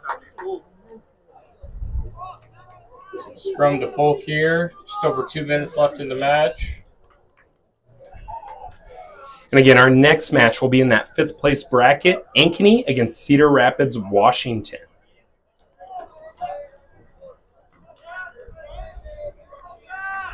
Good push by Polk. Ball out clean. Ooh, Switch all right. there to create some space. Chase on the edge there. Chase is taking it all. Yeah, he's a hard runner. Once he gets going, he's a man on a mission. That's Jace Baxter from Southeast Polk. Looking to kick it right away. He's a fantastic And player. 2-point conversion is good. Less than 2 minutes to go.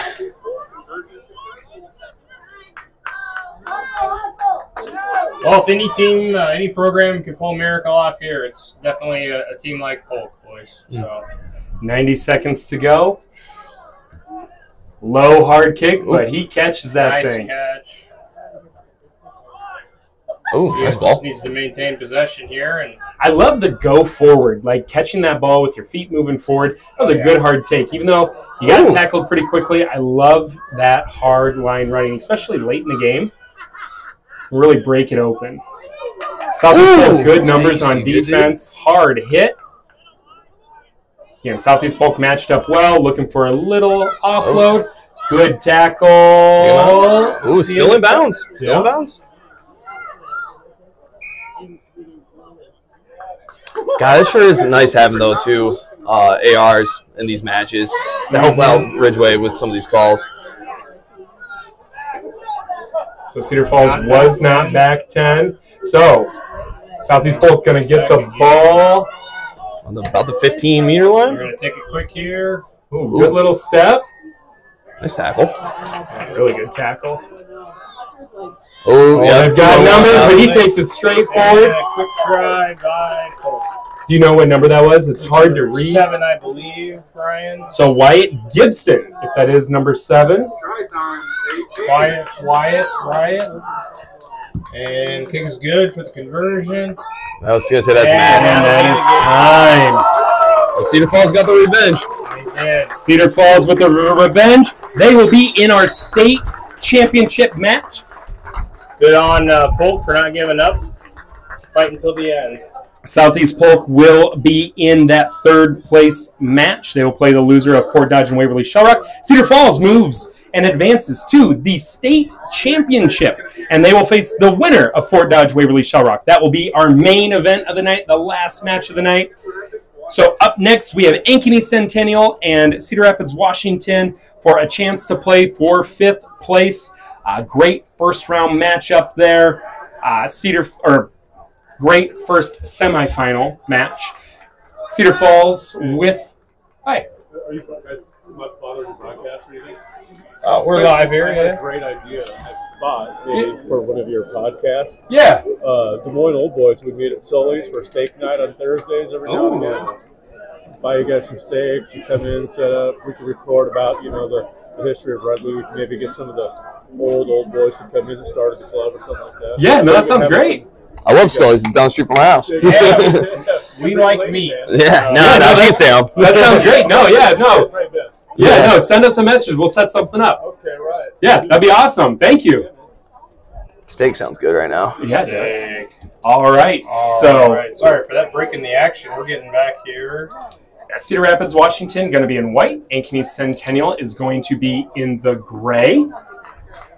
Ryan Gray. No? Oh, I'm sorry. Misunderstood. Yeah, so the B-Side boys just got invited to a steak dinner. All right, and there's the opening kick. Caught by Ankeny Centennial. He's off and running. Nice. Good hard running. Will not go down.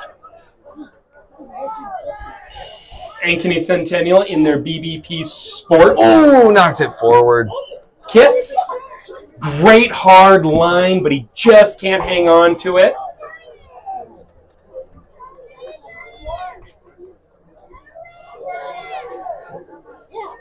Hit the white.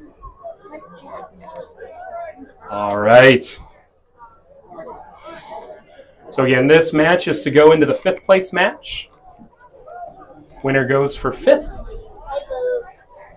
Losing team will go home. After this, Fort Dodge and Waverly Shellrock will play in the other semifinal matchup. Winner of that match will go to the final. Loser will go to 3rd place. But again, for a chance at 5th place, Wash in white, Centennial in gray. Crash there. Nice tackle. Right at the hips. CR has got some beef out there today. That is such a Number 9, that is a good stiff arm. That is Wyatt Young. I said in the end of their first match, Wyatt Young is a name that we need to remember because Wyatt Young, he's a fantastic player. Put some respect on it. He is a junior, 3rd-year player. I mean, he's the kind of guy that puts the team on his back. Big fan of that American flag scrum cap, too. USA all the way. Oh, yeah. And kick is good. So he scores the try. He scores the conversion kick. Cedar Rapids, Washington, up 7-0. Yeah, he leads Cedar Rapids, Washington in tries scored. And he looks to continue. Does he have it listed how many he's had on the year? It does not. I know he's got a lot. I think he had like 3 or 4 against us. Wow. Just over his head. Ooh. And Is he out of bounds? ball received by Ankeny, but taken out of bounds. Cedar Rapids Wash with the line out. I'll let those go. Hard to do in that split decision for sure. Hard to make it. Oh, wow. They're getting real deep over here. Look at that. Oh, and they go. So Ankeny Centennial lifts early. Cedar Rapids Washington throws low Oh, but Ankeny surmounted up the ball. because it was a penalty.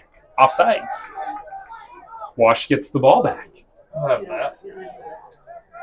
So yeah, Wash is really spread out. But Wyatt Young says, you know what? I'm going to take it myself. Oh, wicked step arm right there. Holy cow. And another try for Wyatt. Wyatt Young takes it himself. That's the thing. We're looking out here wide like, man, there's space in the whole field. One stiff arm. Get your heart in this game. Come on now. Takes it himself. But with that space, that also offensive spread, the defense spreads out too, Ryan. So that, Wyatt saw that, had plenty of room on the inside. Oh, yeah. Took it himself. He knew he could win his one-on-one because his teammate stretched him thin. Oh, definitely. Version is no good. Tough to kick from that angle, but they do have a 12-0 lead with 3.5 minutes to go in the first half. Sierra Washington is the Warriors, correct? Yes. Okay. Warriors versus Jaguars. Yes. Jaguars? Jaguars? I don't know. Oh, another tough kick for him. Again, I think the sun is really playing a factor because you look, it's Yeah. right there at 10 meters, Mm-hmm. right in their eyes. I can see the reflection in the window behind us. Yes. Uh, Very good call on that. And that kick had a lot of English. Last two kicks were a lot of spin on them. Very high, real close to the outside. they're scooting back, scooting back. Ooh, steal by Ankeny. Steal by Ankeny. He's on the move here. Good running rugby finds a gap. Good run. And there goes number 12. Oh, Daniel. nice. And He gets it down. all the way down. Good run. Try is awarded. We do not have number 12's name listed on the roster. Not sure if they changed jersey numbers or what, but yeah, we want to give him a shout out, but unfortunately don't have his name. Number 1 is Jackson with the kick to come. We also don't have last name. Nailed it. Jackson nails the kick. Wonderful kick. It is now 12-7 with about 2 minutes to go. Cedar Rapids Textbook, Wash wouldn't you, Phil? Mm-hmm. still has the lead.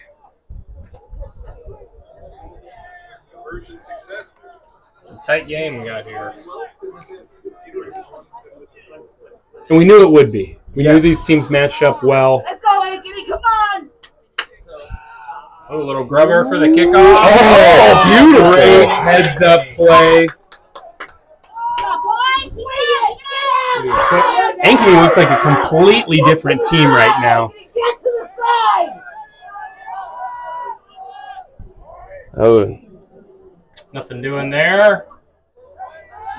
good job getting that ball out quickly. Just trying to run some bangers with their Oh, tall number 4. He would make a great lock in 15s. Big, tall, long, runs hard. Oh, you Had got. a Where's few your tries sport? this year too, I believe. Where's your sport? So really Oh, ended up with the ball. punching it forward, but they lose the ball. Oh, you stripped it out of his hands. Wow. Oh, diving over. Yep. They have advantage called. Good call, Eric. Quick tap. Oh, that's a try. And he scores it. That's number 7. What a great turnaround. And number 7 is not listed on our roster. So it's 12-12. Kick to come. Ankeny could take the lead right here. Ankeny really with a lot of heads-up plays, taking advantage where they can. Well done.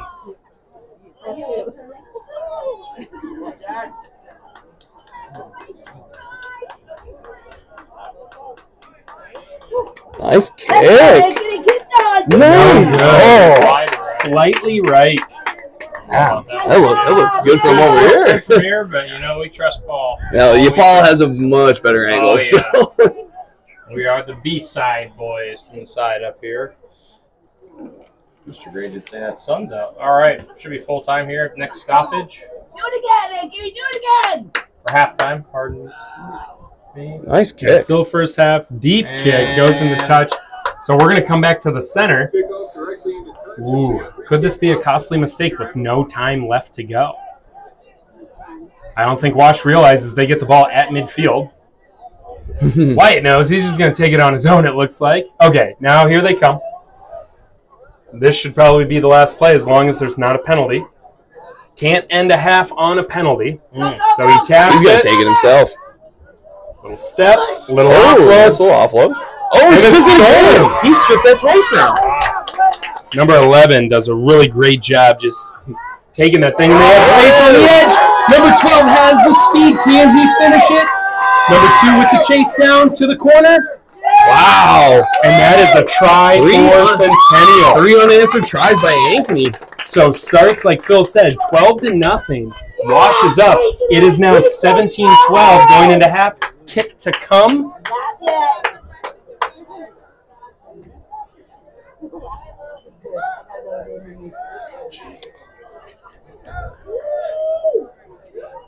Sun is bright. That kick's going to be short. Yep.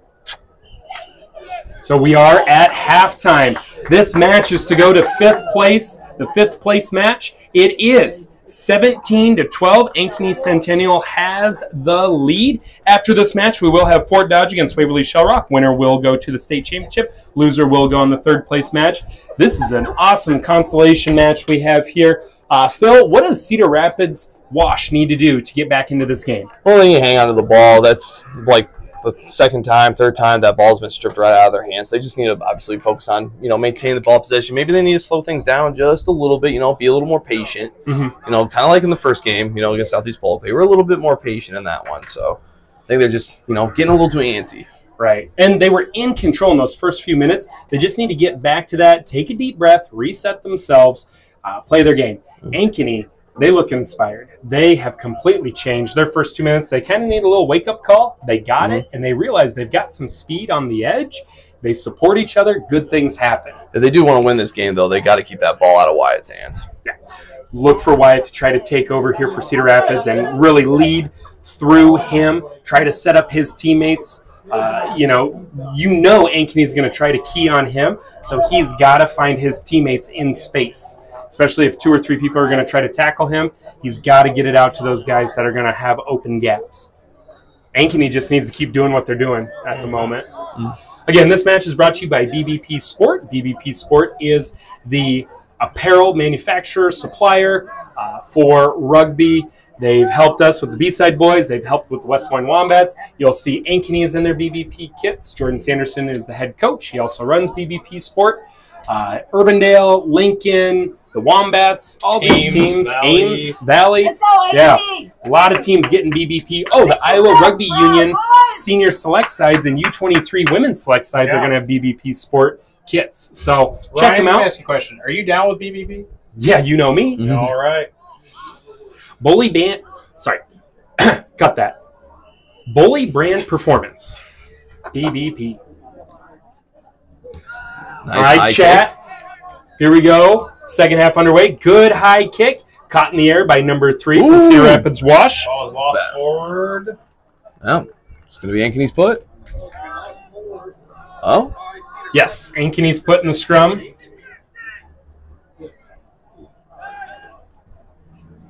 All right, a short field. Are you tired? Notice sometimes when I edit the podcast, you yawn right into the microphone. Low power mode. Okay, so after this match, our audio will change. Actually, our audio will change Ooh, now nice to run. make sure that the stream does not die. All right, fellas. in there. So, Good job, Anthony. Way to go, Ari. Way to go.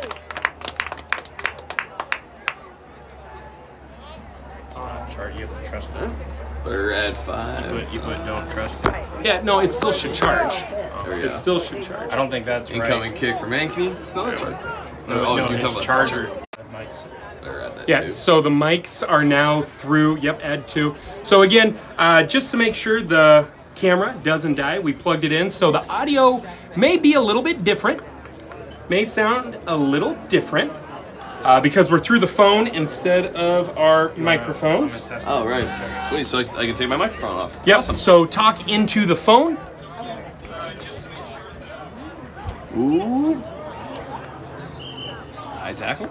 Yep. There we go. High tackle against Ankeny. And Wyatt. There goes Wyatt. Ooh, try to throw that stiff arm. Get it, get it, get it. Just handed it right off to his teammates. Okay, and you got it? Oh, Okay, hands out.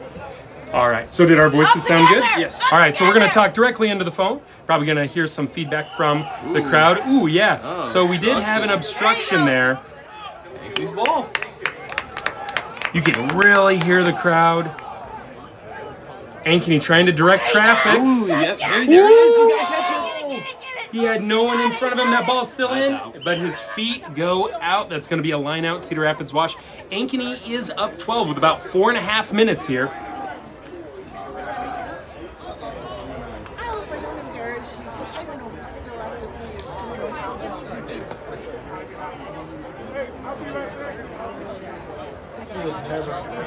Sarah Washington's line out. Very good. Nice try. Nice try. We got some Fort Dodge fans in the chat. Nice. Dirty dodge. Oh, there goes Wyatt. You got one guy chasing. So again, like we said, we knew Wyatt would be running wild. So 17-24, kick to come. CR staying right in it.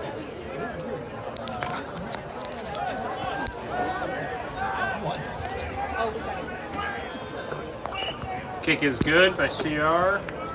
Number 9, White. Go.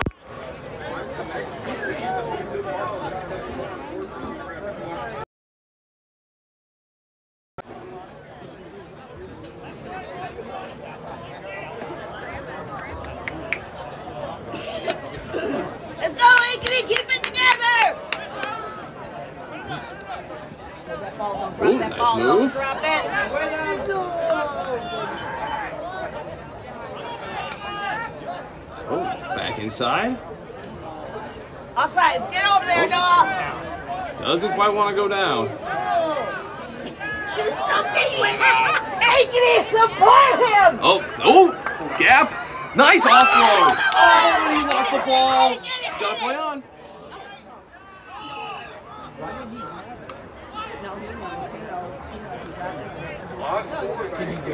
Let it go, Jack. Let it go. It's all right, Jack. Shake that off, baby. still holding on to a 5-point lead. What's the time? What's the time? We got about 2 minutes left. Thank you. Yep. You're awesome. You ladies are awesome. I love the cheering. No, it's gonna be way too hard. And there's Come on! I paid for the subscription. I don't think I can get it on a separate device. Alright. Sending that ball out. Ankeny's right there to make tackle. Ooh, ball's going backwards. I need the ball!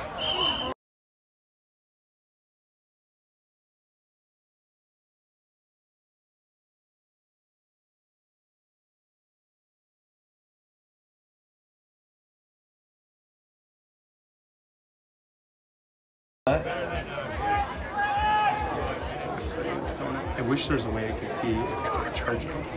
Ooh, you lost the ball forward. Yeah! Keep it. Ankeny's got it. All right, about a minute left to go. Ankeny with a 5-point lead. They do. Got a scrum. Yeah, they are going to have the scrum here. It's their put. Again, after this match, we have Fort Dodge against Waverly Shellrock. Winner of this match will go in the 5th place final.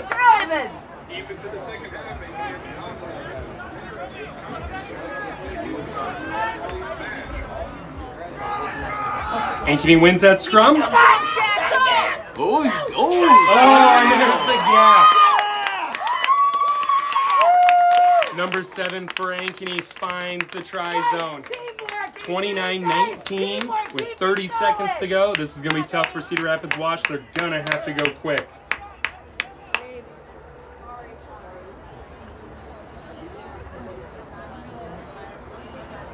I think he's going to take their time on the conversion kick.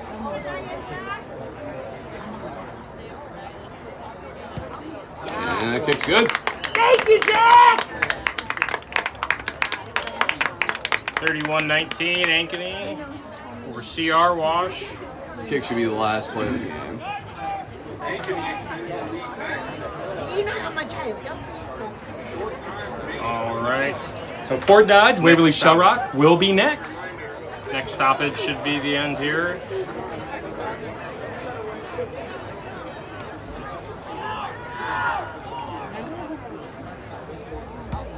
Kick is away. Deep kick. Ooh, went backwards. To Wyatt. Nice! Knew it was coming. Keep it down. Ooh, looking to push the edge, just not quite there. Oh, that's a dummy. Ooh. Oh, he lost the ball. Advantage for high tackle, penalty on Ankeny. So Cedar Rapids will get the ball here. But again, not sure. Too little, too late here. Can't end on a penalty, so they will play on. Go get it! We know we needed it! Ankeny looking to counter. Nobody's there. Washes the ball out. Now they're coming up on him. Nice offload, keeping the play alive. They're just holding on here, trying to maintain possession, get something open, make something happen. Ankeny is on them like white on rice. Ankeny with tough tackle in the try zone. That's going to be That game. will be the end of So it. Ankeny's going to play for 5th place. 5-meter scrum, actually. Sir I think, is calling a scrum. We spoke too soon. Apologies. Well, with the amount of time in the tries. It looks like it might be. Yep, never Yeah. mind. All right. Yep. we are- All right, so Ankeny Centennial moves into the 5th place match. Up next, we have Fort Dodge and Waverly Shellrock. Well done, Ankeny! Well done, gentlemen!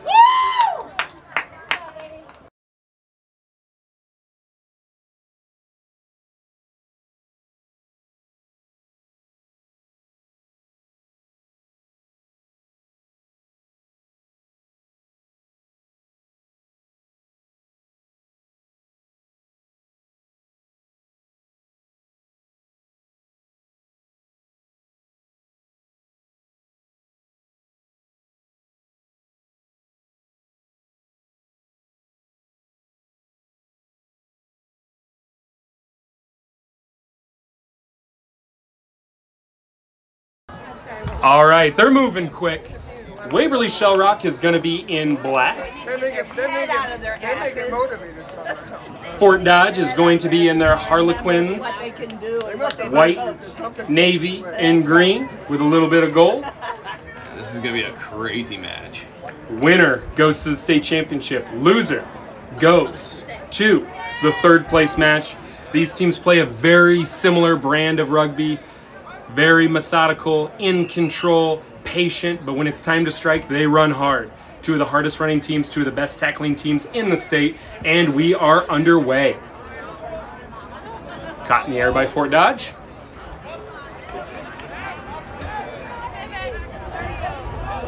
Waverly's coming up. Ooh, ball's backwards. Maintaining possession here. Gavin Peterson coming across, looking for a hard run into 3 defenders. Waverly trying to go quick, but On the post. Releasing. not releasing the tackle.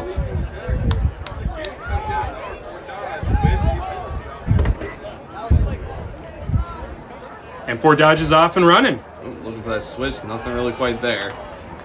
Oh, Waverly over the ball. Short field to work with. Waverly's got to get it back to the right, spinning it right, close to the try big man zone. on big man. Big man. And number 3, Heavyweight wrestler. Caden Weatherell, junior. State wrestling finalist, played for Iowa Selects last year, the U16 team, and he played some 15s. He's going to be on Iowa Selects again with the first try of the match. Waverly Shell Rock takes a 5-0 lead. Huge, huge try. Can't make a mistake with your back to your own try zone. A short field, and Waverly is going to take advantage of that. And conversion kick is good. By number 10, Kramer. One of the Kramers.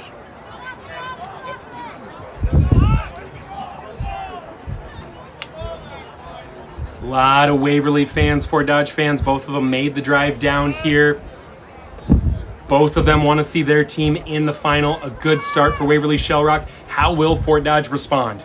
That sun is finally starting to set, but that ball goes straight into touch. We're going back to the 50 for a restart.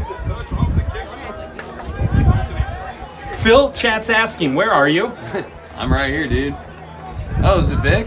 Nah, it was Parker this time. Oh, right on. Hey, where's Parker? Thanks for watching, He's Parker. watching his sister graduate today, so congrats to her. Yeah. Congrats. All right. From you and I, right? Yeah. Hey. Go Cats. Go Cats. All right, so Jeff McHenry in the middle, our referee. He restarts it here, and Fort Dodge is off and running, looking for some space. Look at Waverly. Nice, powerful, low run. 3 defenders are there. They know he's a powerful runner, and they're chomping at the bit on defense. They have a hard defensive line. Fort Dodge is holding those rucks strong, though. They're in there tight. Waverly's a little up a little too soon, maybe, on that. No call there. Big Good hard A little high running. on the tackle. We're going to get a high tackle call. Fort Dodge is going quick with the ball. Nobody with him. Oh, he There's finds a some guy space on the wing. outside. Can he stay in? Offload inside. Nice. Another Ooh, good offload, inside. looking for space. Does he have the support? Retain ball. Not releasing on offense. That's going to be a penalty. What a kick. Kick for touch. Well, it looks like it goes into touch earlier than I thought. That was a deep kick, but Yes. goes into touch right at about the 45. About 3.5 minutes to go in this first half.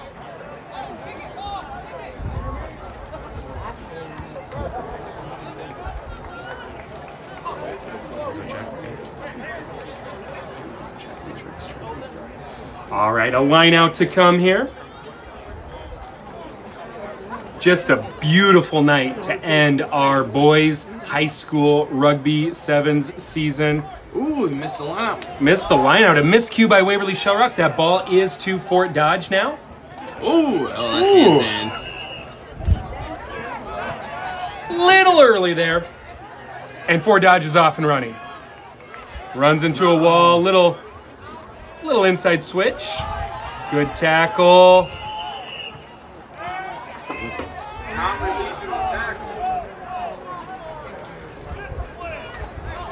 You can hear Coach Hansen telling his team to be disciplined.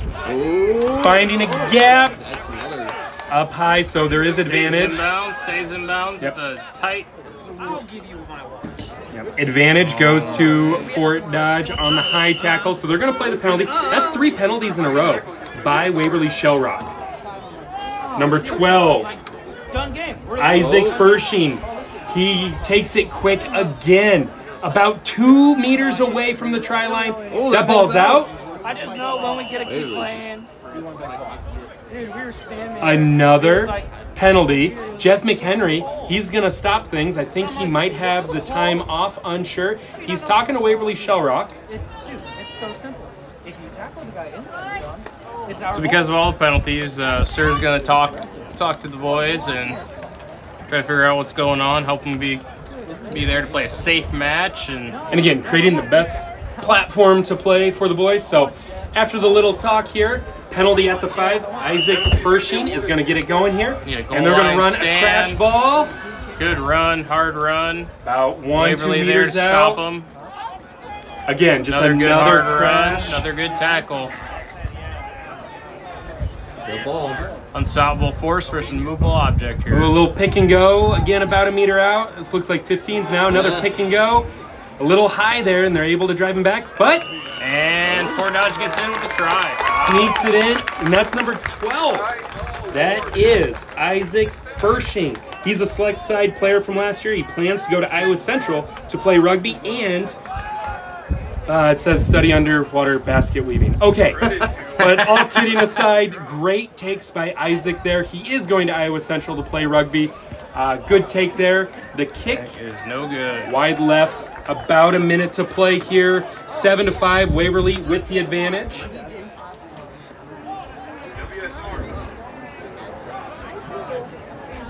All right, so Carlos is going to kick it here for Fort Dodge. Not We've much seen time left. great restart kicks from all teams tonight. Ooh, let it go.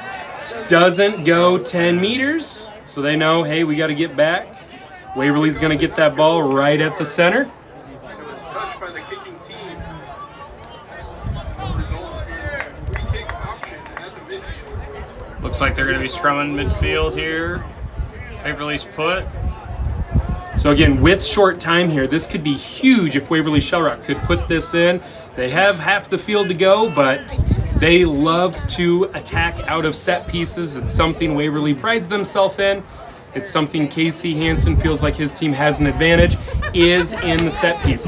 Notice they are split, using the entire field, going right here. Lots of space. Great tackle. A little high on that. Okay. Yep, but he picks, he's going quick. Sir has warned everybody and made a few calls on that already. He is a hard runner. There he goes again. That's another try for him. Second try of the game for Caden Wetherell, the junior. Runner-up heavyweight finalist last year. Class 3A wrestling. Holy cow. Man, when he gets moving, it is hard to bring him down. Fun to watch a big guy run that hard. So, Waverly's... Yes, as we're all front rowers here and big guys. That's what we like to see. We don't move that fast. Well, that's true. And Ryan's not as big as he used to be. Show off. Anyway. And Huge kick. It's 14-5 going into halftime, so it's a 2-possession game. Waverly Shell Rock is up 14-5. We are joined in the booth by Hall of Fame coach. No. Surprise. We've got Cope. Cope, come on up here. I'm gonna have you talk into the phone because we had to plug in so the mics are out. Thanks for joining us. How's everything going tonight? Hey, no problem. Looks like we got a great tournament going on so far. Some really good rugby. Yeah, it's great to watch. How does it feel after a decade of being on the sideline, over a decade? How does it feel to be kind of back and kind of overseeing things this year? Well, when you hand your team down to your first ever captain who went on and did some really good things and came back and coached with you, it's like giving something to your kid, and you want to see them do so well. The family business. Yeah, I literally closed my workout ring on my Apple Watch watching the first half of the first game. And then I got an alert that I wasn't moving and my heart rate was elevated. Hats off to him for his very first year. He's getting his feet underneath him, and all is well. So again, you've been with the league since its inception. How has the level of play, how has everything changed now that we're in, I think, our 14th season of Rugby Sevens in Iowa? What are the biggest differences tonight from year 1, year 5, year 10? It is amazing the level of athletes we have. Wow. When this league started, there were no state champion wrestlers on that pitch. There were no football players. There were no. I mean, if you had one athlete, you were great. Yes, our buddy Kurt Flood was he was the MVP that year. Yeah. Yes, he was, and he was a man amongst boys out there. And no disrespect to Kurt, love him to death. He would be just a good player today. Right. Yeah. I watch these kids walk around the sideline. It's incredible the amount of athleticism we have out there. Oh, yeah. Yeah, when they walk up and they're in street clothes, I can't tell who's an assistant coach from college and who is a player. And look at this hard running here. These lines, the way they crash, the way they come up and tackle, you love to see it. It's just a great pace and a lot of clean, smooth rugby being played tonight. Waverly is such a well-coached team. I mean, Casey just does a great job with the lads. Coached with him on select side, and really, I mean, they've done great. They always make the good fundamental decisions. Love how they're always competing at the breakdown, always trying for possession. Fort Dodge making a run here. Fort Dodge looks really good right here. Need to get that ball out a little bit quicker, guys. Ooh, great line. And that's going to be number 10, Jesse Egley. Again, another one of those select side players. Huge try in the middle to bring this within one score. Should be easy kick here from the center, but again, there's never an easy kick in rugby. You never know how it's going to bounce on turf. And I'll say too, you know, talking about the way Waverly runs their program, kick is good. The way Waverly runs their program, you have on the flip side Tom McClyman at Fort Dodge, who is a former UNI player, who is also a current Bremer County Buck, and a lot of his rugby philosophy comes from that same tree of UNI rugby and Bremer County rugby, and you see Fort Dodge is almost holding up a mirror to Waverly Shell Rugby. Absolutely. Great wrestling programs build the foundation for these athletes as well. It's awesome. Ooh, let it go, let it go. Not quite. No, he takes it anyway. Good decision, yeah. Close on the sideline there. Wonderful decision. High tackle. So even though he takes him into touch, penalty on the high tackle. Waverly's going to retain ball. Jeff really stressing the safety here. Both teams getting a little high all game. Oh, electing does.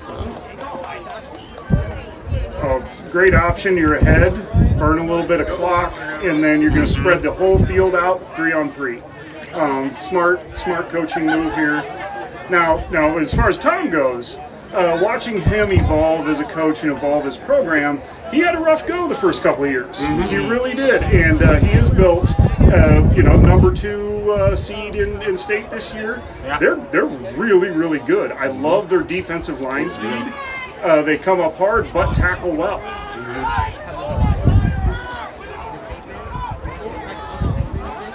And again, just some clean rugby here by Waverly, what we expect. Nice tackle. Good Fort Dodge holding the line, though. Staying with them, not giving up too much ground. And both of these teams being patient.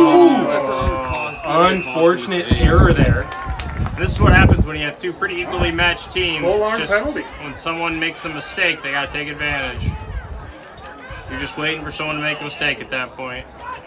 Two teams at this level easily comes down to the bounce of the ball. Yep. So Carlos comes in from the side. I was just wondering. On the offensive ruck. You don't see that often. An offensive ruck in from the side. You know, Carlos is one of their top players, a guy who plays for Selects, really smart player. He knows Waverly's going to get to the breakdown quick. Tried to take a little shortcut, gets penalized for it, and again, Waverly slows it down with the scrum option.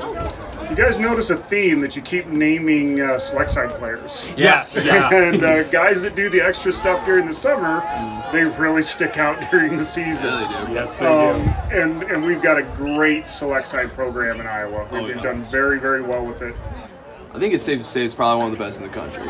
I'm pretty confident, having started it. I'm only slightly arrogant, so. And for us, you know, the only state that focuses on 7s for the high school league. You know, everybody else, they do either 15s or 15s and 7s. You know, there's some pride there in the summer selects where, hey, we're the state that plays 7s. Kramer with a good ball here. Cuts it back in. They're going to try to bounce it. Look at Waverly using the whole field here. It is set up. Oh, didn't release tackle. Not released. With 2.5 minutes left, you can feel some desperation here by Fort Dodge trying to get that ball back. They know they need the ball. And with two well-developed teams like this, Jeff's not going to let any little things go. He's going to, this is big-time rugby, big-time stage. Any penalty is a big penalty, so. And Jeff has been one of the best referees in the state of Iowa for a decade. I mean, he really does call a good match. Now, this is really smart coaching here. Every penalty they get, they are taking the scrum. Yes. That's just burning a little bit of clock. That gets a good 30 seconds out the clock. You're ahead. Oh, big opportunity here. Fort Dodge needs to capitalize on this, man. Looking for that line out? They have time to kick it, yeah. About just under Showing 2 minutes. a lot of faith in the line out. Here we go, just under 2 minutes here. High school 7s, lineouts are tough, but I mean, if you can get free territory at the higher level, you want to take free meters without punishing your body. Let it travel, but again, lineouts aren't a guarantee. It's free territory with clumping 4 defenders in one small area. Oh, yeah. That's So a good it point. does open the rest of the field for you. And look how Waverly's defending this. They have that back man. They're not going to jump here. They're not going to lift. We'll do a one-man lift here. Not 5. Not 5. That was a tough one. That's costly. Now, Casey Hansen denies it, but he totally stole that defensive line out from him. Hey, he probably won't deny it. Just we were Oh talking no, about this, we've argued talking over this it. week. He claims he saw it at a select side. I'm like, I can show you on video where I was doing it one season, then the next week you were doing it. Come on. That's the great thing too about this league is you can tell the teams that do listen, ask questions, watch film, they're the ones getting better every year. It seems like, you know. Oh, if you think I haven't stole anything from him, you're mistaken. You're not supposed to admit that.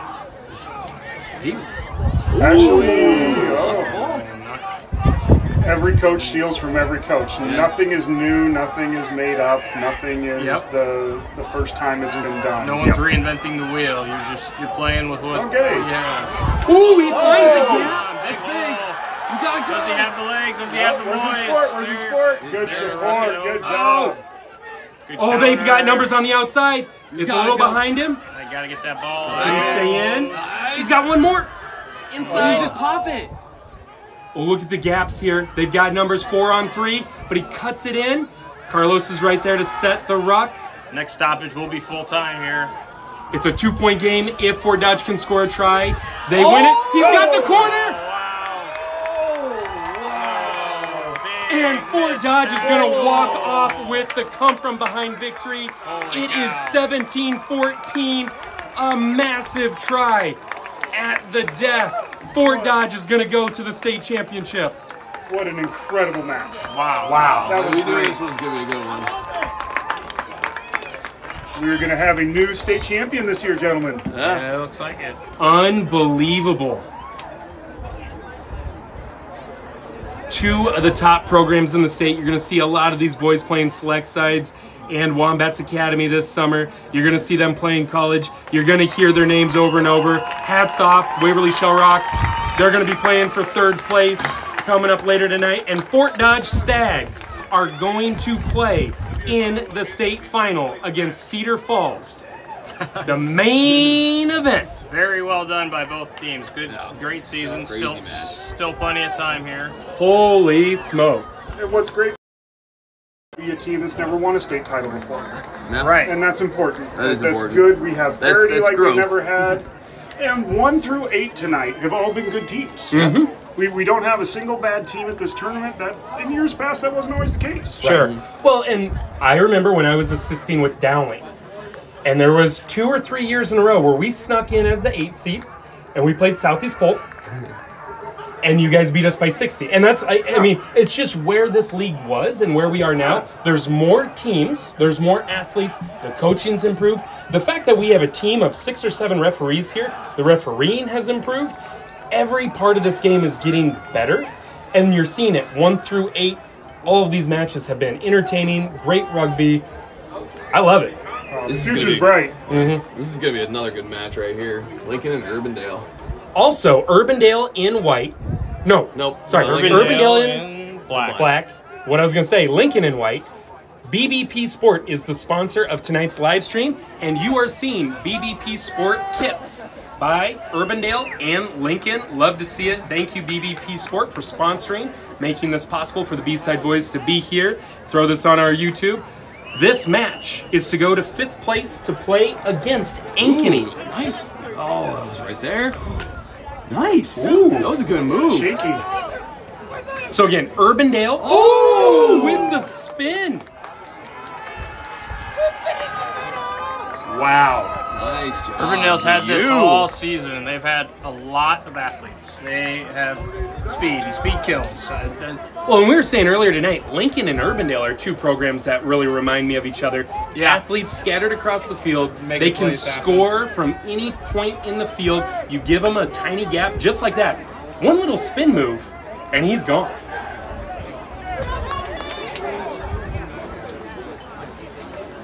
You make that conversion? Gentlemen, I have a tournament to run. Thank you very much. Hey, Yeah, thanks for Brent Wheeler, thank you for stopping by. Go Shout UNI out, Rugby. go UNI. Cats. Thanks for joining us. Thank you for hosting. We appreciate No it. Thank you for problem, letting us be a bunch of Great job. jabronis in here. Hey, you're doing a great job. You're the best, Cope. Thanks, Oh, huge hit. That was a very nice hit. Holy shnikes. Awesome to be joined by a Hall of Fame coach, taking time Lincoln out of right being back tournament at it director. here. Both teams coming out hard, tough. Holy cow. Dude, you missed that tackle. You Mr. missed a Gray. huge hit, Mr. Gray, and then Lincoln recovered with a big run, and this is going to be a slugfest, boys. Yeah, Look at Urbandale the- comes up Oh, wow. hard, Look dude. at the defensive line speed here. That's It's one- a live ball. That's one of the things that Urbandale prides themselves on. Gonna have a knock. Scrum down. It's like the scrum half must have muffed it there.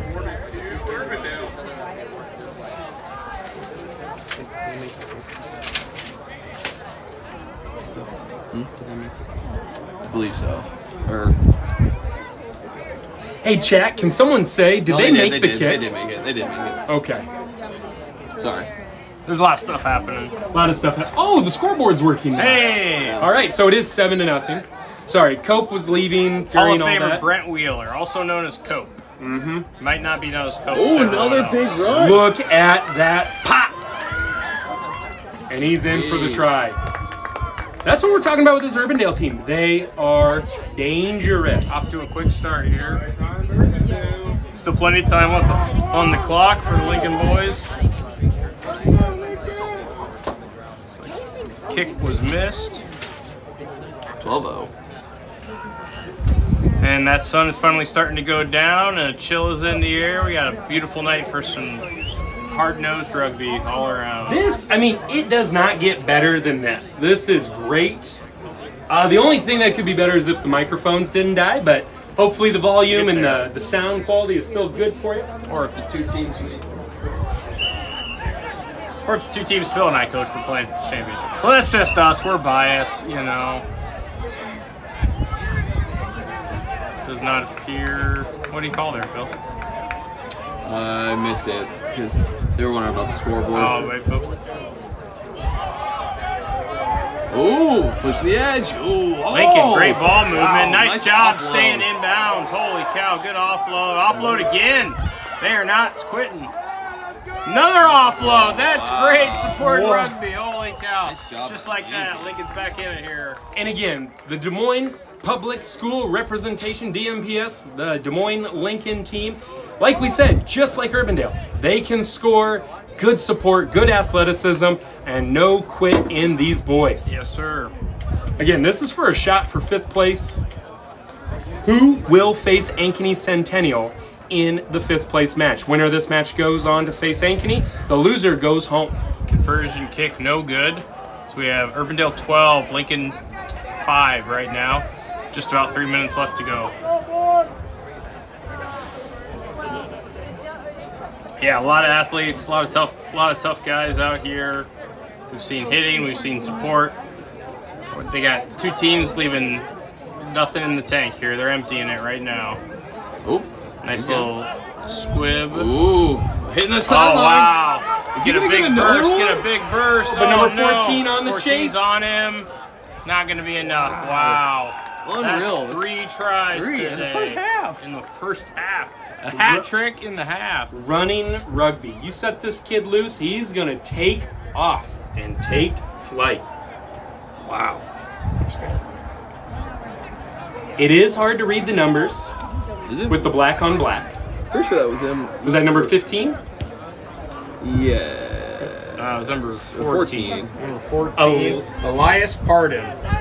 Pardon. Pardon us. That was wonderful. Pardon? You think when he ran by he said, "Pardon me"? I mean, I think Oh, so. no, it was 15. Sorry. Oh, it was 15. It was 15. Yeah. So, Zachariah Atal. Yeah, he's had a night. Yeah, he's good. Was it 15 or was it 14? 14 just went out for a breather. Did he? I don't know, man. I think it was. Again, the Again, the Chad, navy let on us know. black. It's hard to see. It's From hard. up here it is, but I mean, like, they're cool. They're cool kids. I like them. Oh no, they're really cool kids.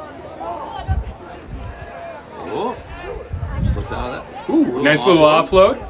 Trying to find some space. Gotta go forward here, though. Tough. Oh. Nice way to shrug that off. Big hard run. Rumbling, stumbling, bumbling down the field there. Number 8, Hassan Sirleaf with a hard run. Oh! Tough pass. Tough pass, looking trying to get the ball out. Urbandale's going to go quick here to the line out. Sir will not let them. No, too many guys are there at the line out, so they can't go quick. After this match will be the awards. They're going to hand out all-state selections, all-state first team, second team, or no, all-state, all-elite, and then all-state, and then honorable mention. And so I will read those off as well. Oh, big break here by Urbandale. A little high on the tackle. Yeah, he's got the advantage. So maybe you'll be able to hear from the press box or the PA system. But if not, I can read the all-state selections as well. Another high tackle. But you can see. We will also post them on our social media. Follow us at B-Side Boys at Instagram or Facebook. And Twitter. And X, formerly known as Twitter. Yeah, also you can follow our podcast where we recap high school games, college games, senior side, select side, national team. Our podcast, The B-Side Boys, is found on Spotify and Apple Podcasts. Wait. Give us a like, give us a subscribe, you know. You've been airing that stuff I've been saying? Holy shit. Yeah. Oh, wow. It's good, I promise. All right, so it looks like we are out of time here, so the next dead ball will end it as long as it's not a penalty. Urbandale, though, they want to punch one more in. They're fighting for it. They're in a really good spot to score. Ooh, Nice can he way to find it? go. Oh, he finds a little space. Touchdown. Touchdown, there we go. And try awarded. Takes it to 22-5. He wanted it more. He wanted it more. And he took it. And the kick? I believe is no good. I cannot see. 24-5. He put his hand. 24-5. He put his hand up It was a and quick blew his one. whistle. It was a quick one. It was. All right, we're going to take a quick break here again. This stream is brought to you by BBP Sport. BBP Sport, they can get all your apparel needs for rugby, any other sport, they can get it for you as well. Set up a team store, BBP Sport. They're local, they're from Iowa. Give them a look. This is the Iowa Youth Rugby Association Class 2A state tournament from Southeast Polk. Thank you for joining us. We are the B-Side Boys. And again, we're just happy you're here. We love rugby. We love to be doing this. This is awesome. We'll be back shortly.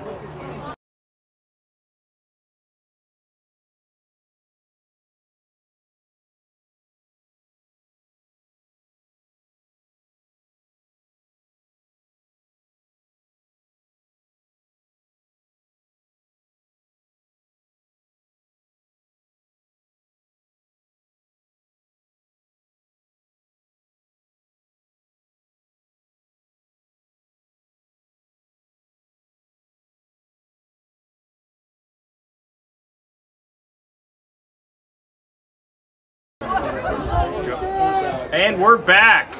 About to kick off here, second half action between Urbandale and Des Moines Lincoln.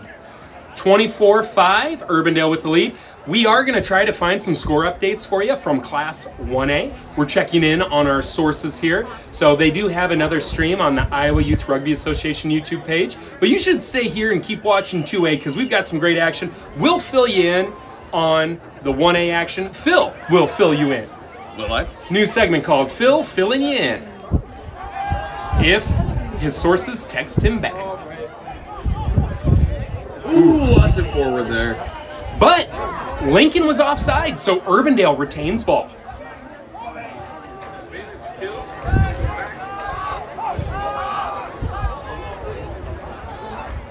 Nothing fancy there from Urbandale, just a tap and go straight.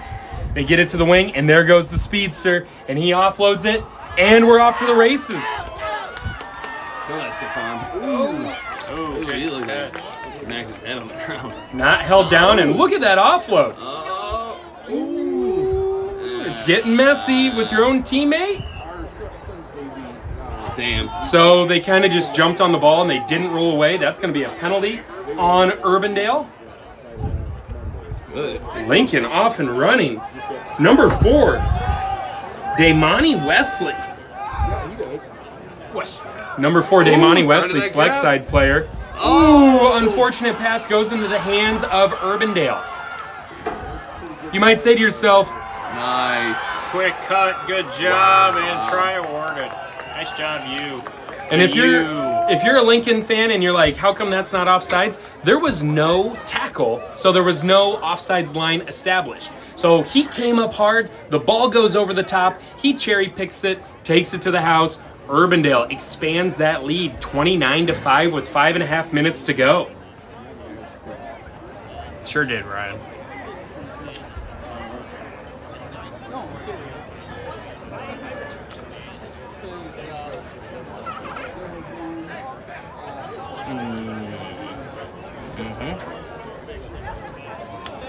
All right. Yeah, that's right. All right, so it is 29-5. Less than 5 minutes to go. Urbandale, I wonder if they're going to be a little more conservative, but that just doesn't seem like their play style. I feel like they're going to continue to just crash up hard. Ooh, there is a 3-on-1 here, though, but the pressure forces a bad pass. Urbandale recovers. Ooh, almost the cherry pick there. Good movement by number 5. That ball's out.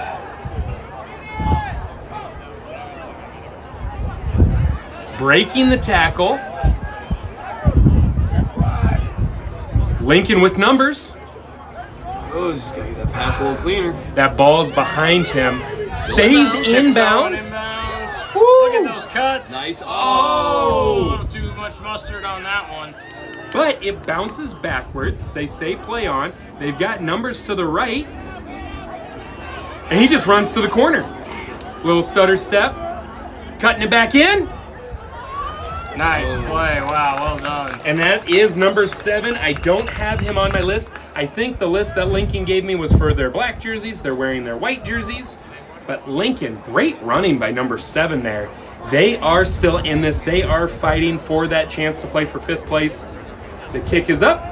It is good. 29-12, 4 minutes to go. So Lincoln's still in this. Phil, what does Lincoln have to do to get back in and win this? Well, they're gonna need to, get that kick right off the bat. Maybe get some real quick scores. They're down. What is that now? 17 points. Yeah.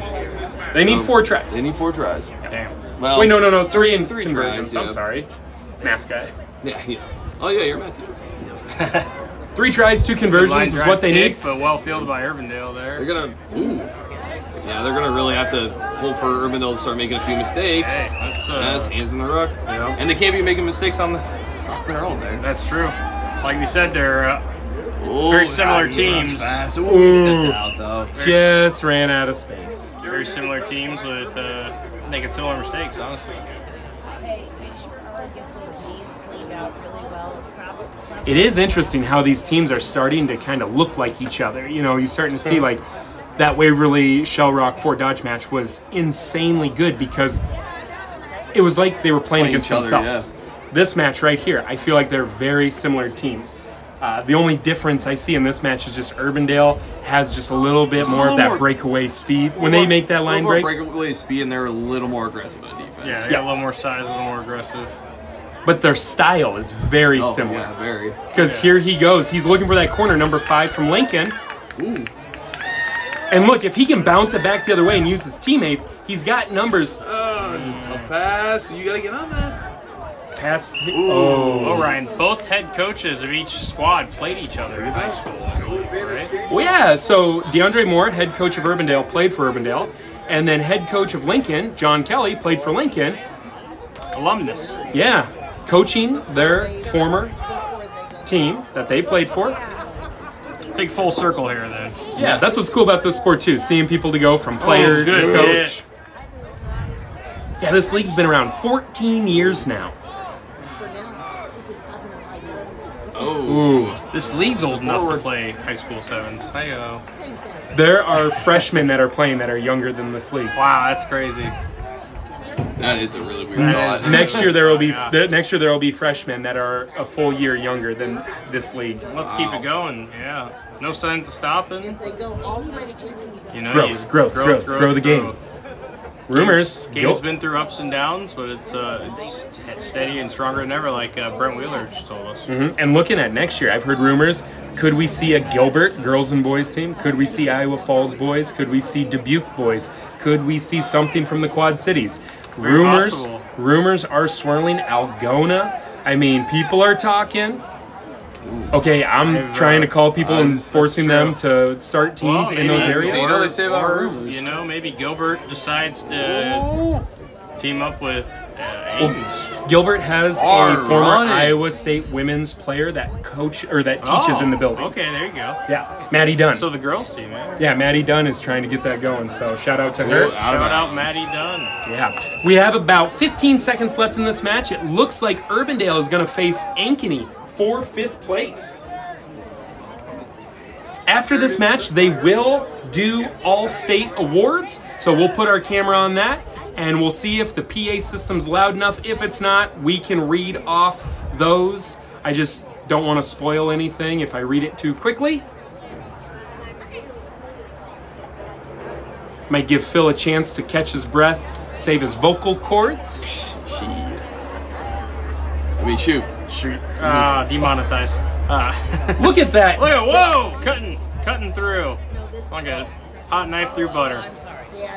Oh, Lincoln's playing until the very end here. Ooh, nice stutter step. Good stutter step. He's got support too. Can he get it back in? Goes into touch. I thought it might have been a little high. Good pursuit angle, great defense by Urbandale. And that is the match. Great season, Des Moines Lincoln, but it ends here. Urbandale plays for 5th against Ankeny Centennial. All right. Urbandale 29, Des Moines Lincoln 12. Great match, great seasons by both boys. Keep it going. And Lincoln, great job. Way to represent the biggest city in the state as the only team here. And yeah, great job, Des Moines Public Schools. Keep it going. And Urbandale, amazing. And so, coming up next is the awards starting at 8:45. Then, at 9 o'clock for 3rd place, Southeast Polk will play Waverly Shellrock. Then at 9:20, we're going to have the 5th place match, Ankeny Centennial against Urbandale. And then at 9:40, we will have your state championship, Cedar Falls against Fort Dodge.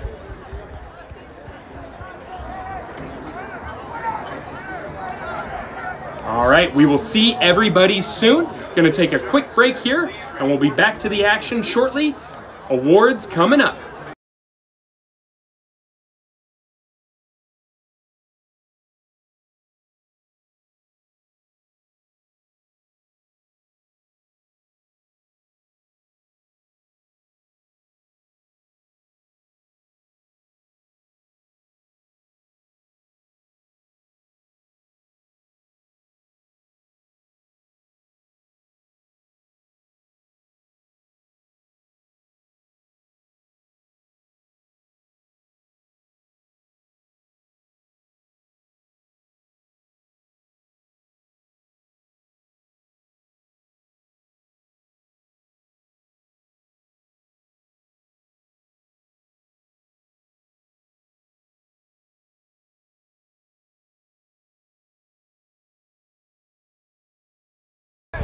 All right, and here come the All-State Awards.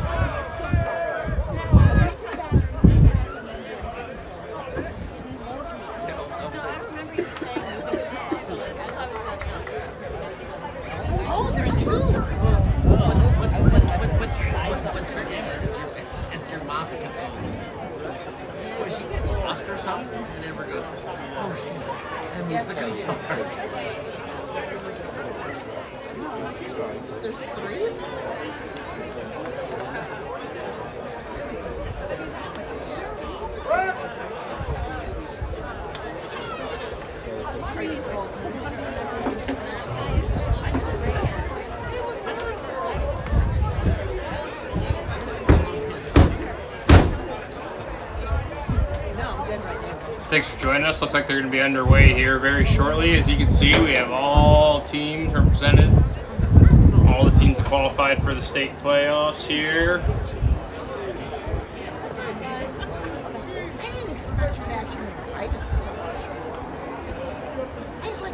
We have the coaches gathering down below.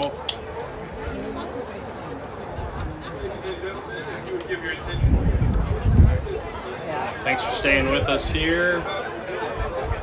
It'll be underway with the state, all state announcements shortly. Prop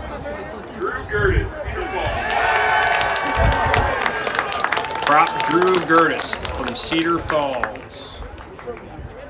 At hook, Lavelle Dawson, Cedar Rapids, Washington. Hooker, Lavelle Dawson, Cedar Rapids, Washington.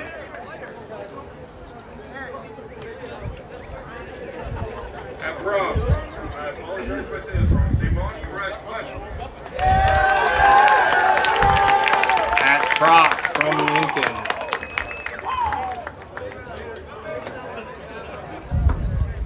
Damani Wesley from Lincoln. Will Barnes, Cedar Rapids, Washington. Scrum half, Will Barnes from Cedar Rapids, Washington. At fly half, Jesse Agley, Fort Dodge. At fly half, Desi Agley, Fort Dodge.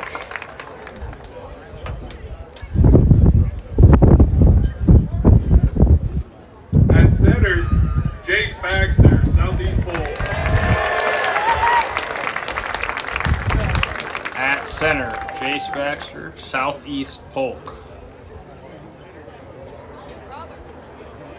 And at wing, Peter Lang, Iowa City West. At wing, Lang, Iowa City West.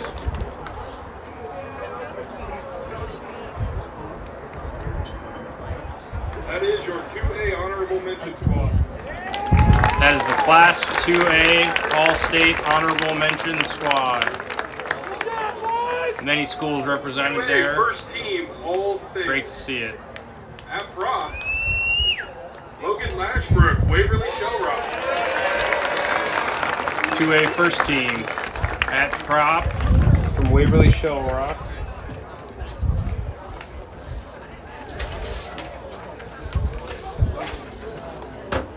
At hook, Carlos Elias, Fort Dodge. Logan Lashbrook.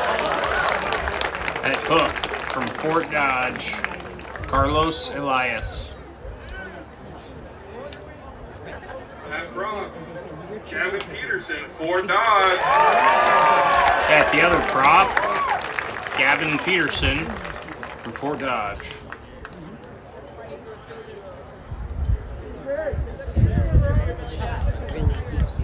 At scrum half, Charlie Kramer, Waverly Shellrock. At scrum half, Charlie Kramer, Waverly Shell Rock.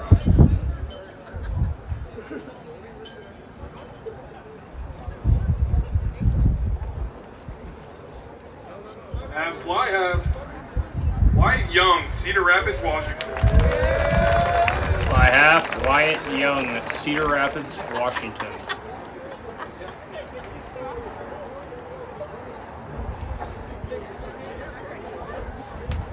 At center, Ty Adams, Fort Dodge. At center, Ty Adams from Fort Dodge.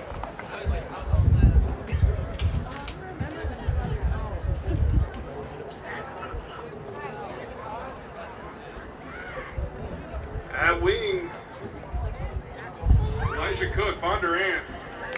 Oh, I apologize. Hey, just kidding. That's actually Evan Swain with Valley.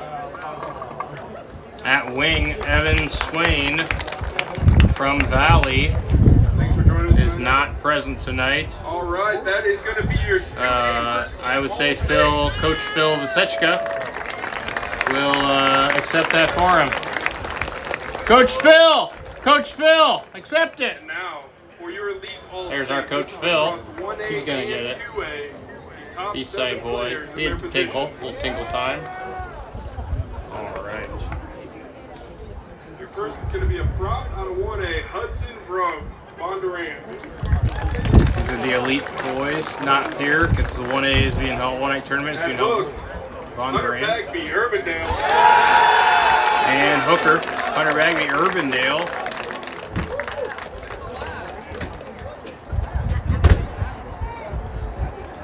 The other prop is also from 1A, Mason Nip out of Columbus.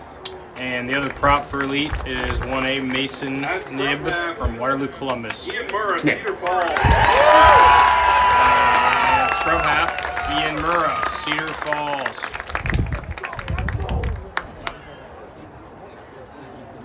And fly half, Chase Gilbert. And fly half also from Cedar Falls, Chase Gilbert.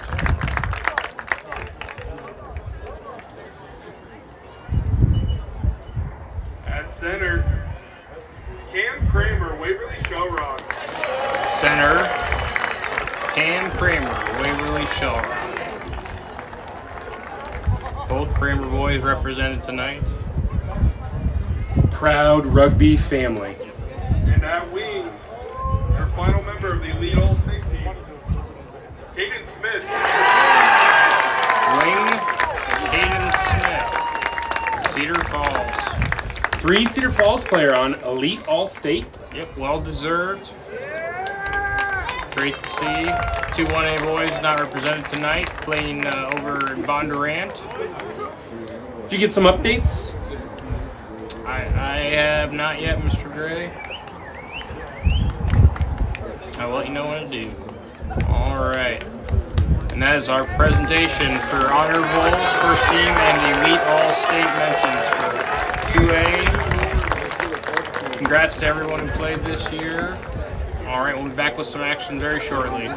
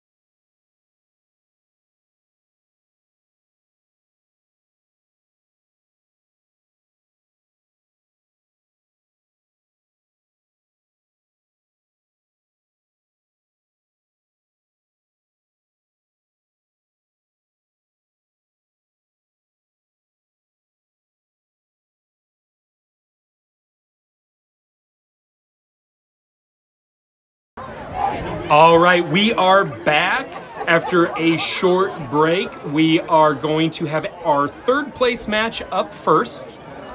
We have Waverly Shellrock in white with the horizontal stripes. We are going to have Southeast Polk in the black. Again, this is our third place match. The reason why this match is taking place before the fifth place match is because Urbandale was the very last match. So give them a little break here. Also, we are joined in the booth by an Iowa Youth Rugby Association, Iowa Youth Rugby Association alumni and legend, Lane Prusner. Yeah, it's great to be here, guys. Yeah. You forgot the middle, what is it, Captain America is what Chuck calls you, right? Yep. Captain America back in the Fort Dodge days. Captain America Prusner. So again, Lane, you played for Ankeny, then you went to Iowa Central, and then you just wrapped up your collegiate career at Arkansas State. You're back in Iowa, back in Des Moines. How have things been going?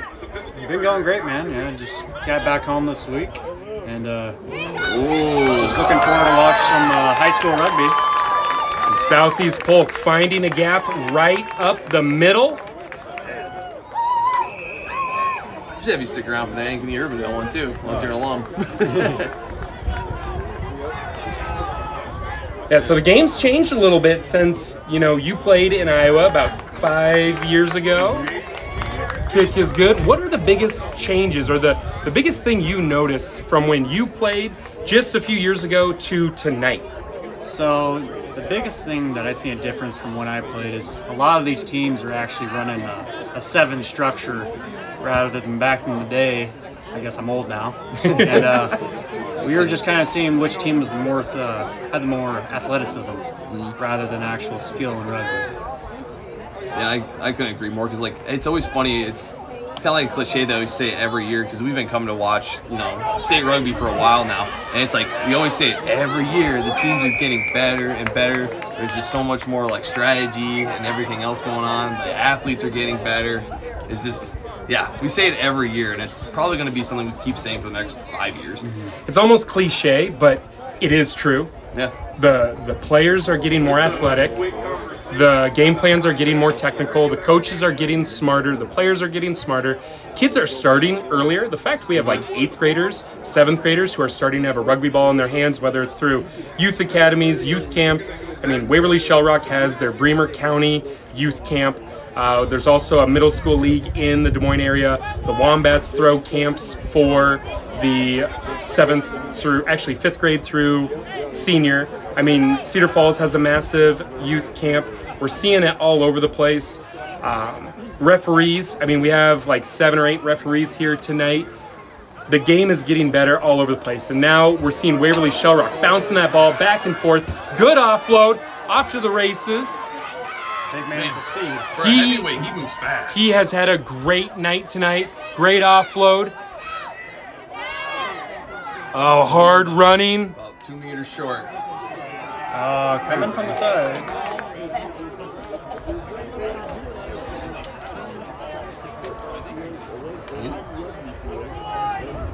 I'm trying to. I can't quite see all the players are standing in front of him.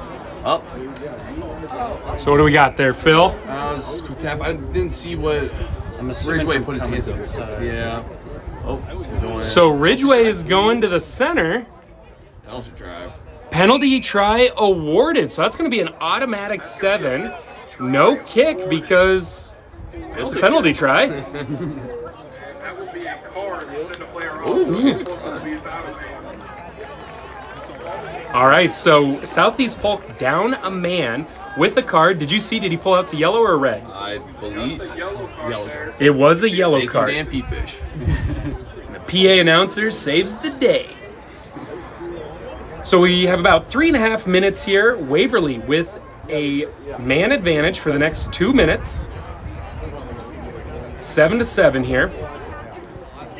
Lane, what should Waverly try to do with the man advantage? I mean, the best thing that they could do here, defensive-wise, it should be easy to come man-to-man defense. And that's something that they shouldn't do. They didn't set X.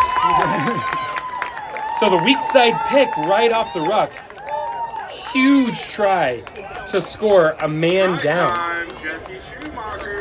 Jesse Schumacher with the heads-up play. He sees the ruck. Nobody is covering on the weak side.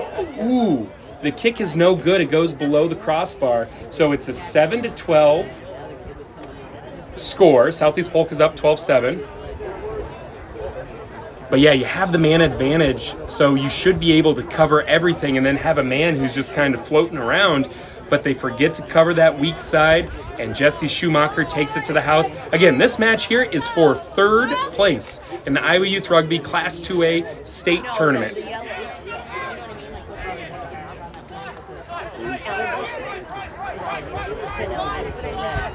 You can hear Southeast Polk. They want to slide on defense. Their defense, they know they're a man down, so they have to slide quick to make up for that. If you're moving quick enough, you can't feel that you're a man down. Waverly does have numbers on the right, but they can't get it outside. But they do find some space in the middle. Hopefully looking at dish left here. Oh, they've got the numbers now. Caught from behind. But can they bounce it? Because they have massive numbers advantage on this right side here. Oh, yeah. There it is. 2-1. Oh. Again, I think we all saw it there. The wing uncovered. Can he get the support? And again, about a minute left here. Oh, that's playing on the ground. Referee says play on. Good, clean steal by Southeast Polk. Again, Waverly cannot take advantage of the man advantage. And there's a gap. He's going to take it. Can he finish it?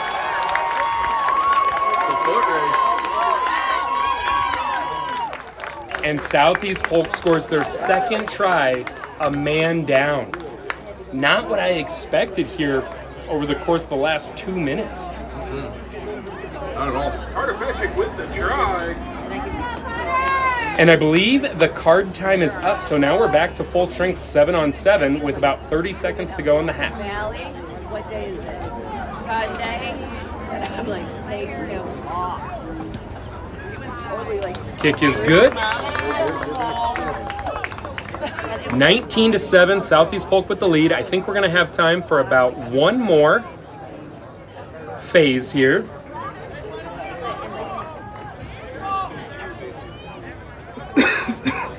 Alan O'Neill in the chat asked, is sevens popular in the United States? Yes, and in Iowa, where the population is small and spread out, sevens is how we can make rugby happen because our communities are pretty small, quicker to start a team, less resources needed, and a lot of high-level select sides and academy teams are popping up all across the country. There it is. Great. Oh! Yeah, it was on board. Zeus had it right away. And that's why we have certified ARs who can help support in the center. What does AR stand for, Ryan? Assistant referee. And we are going to have one more phase here. Scrum to Southeast Polk. Unfortunate error there by Waverly. That really could have cut the deficit before halftime here. Can Southeast Polk extend the lead before halftime? About 30 meters away from the try line. No, Ridgeway wants to make sure everybody's safe, so giving them a second to adjust.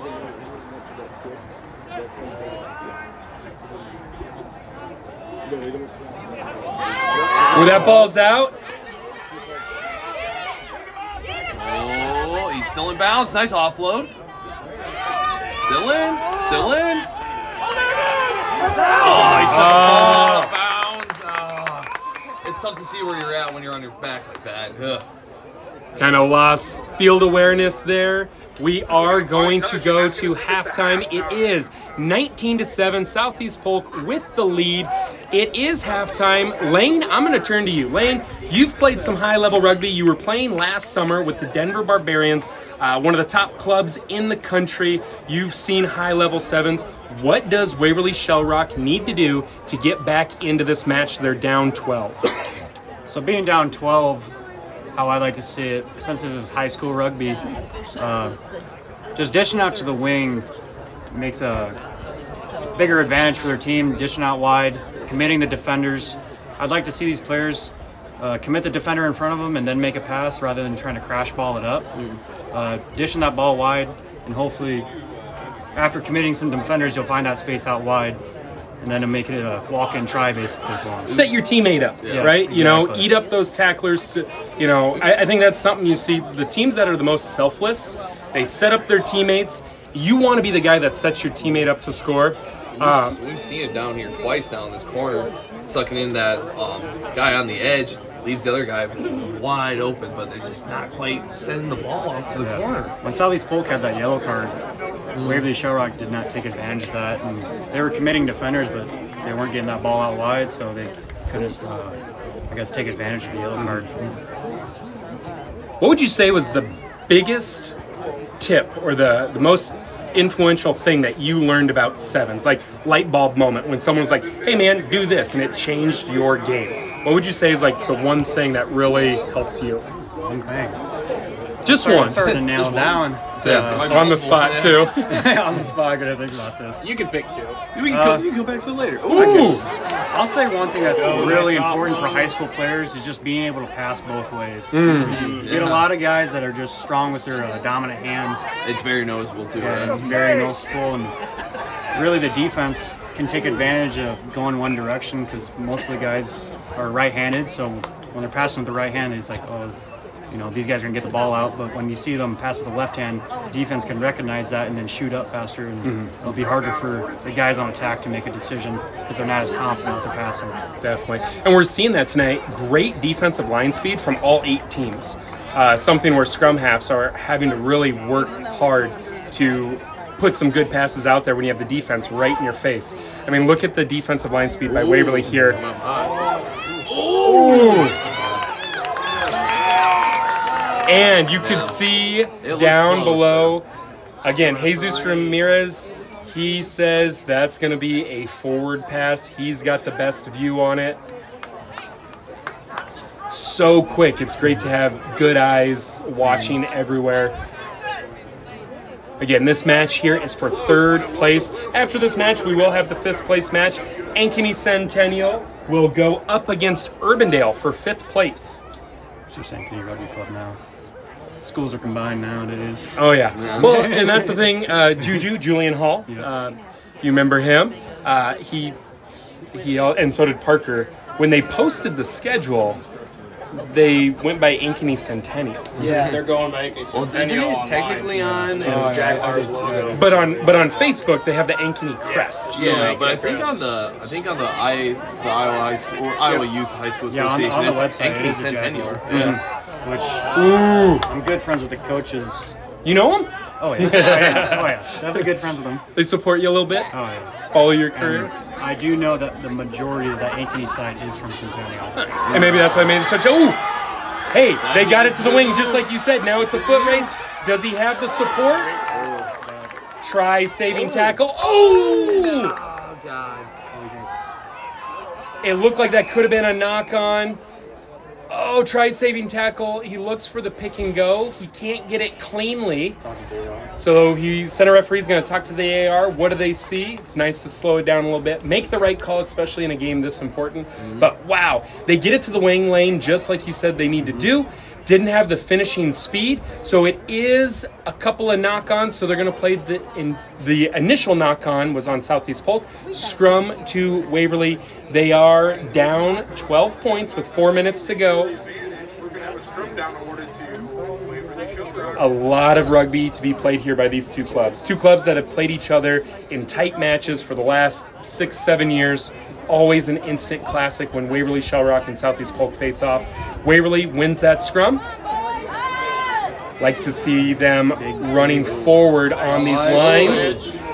Got the corner on the outside. Good tackle.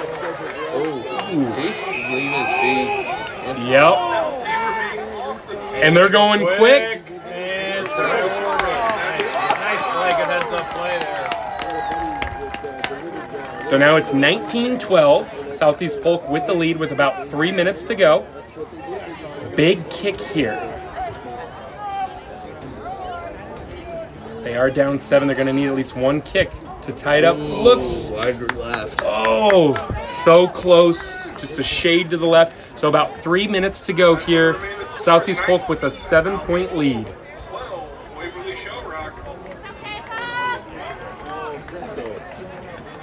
You know, and as they say, last game of the year, don't hold anything back. Yeah, we know.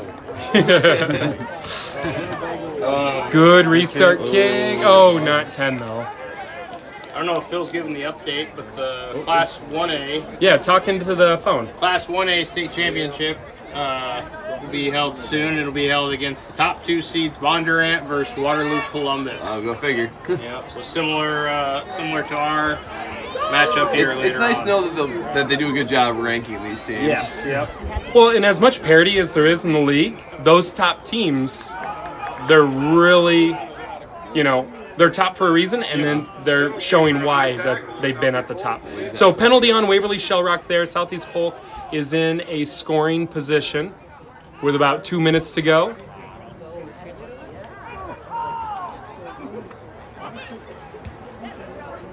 Ooh. No help there. Oh, he's by himself. Oh, wow. Way to get there. No. Incidental.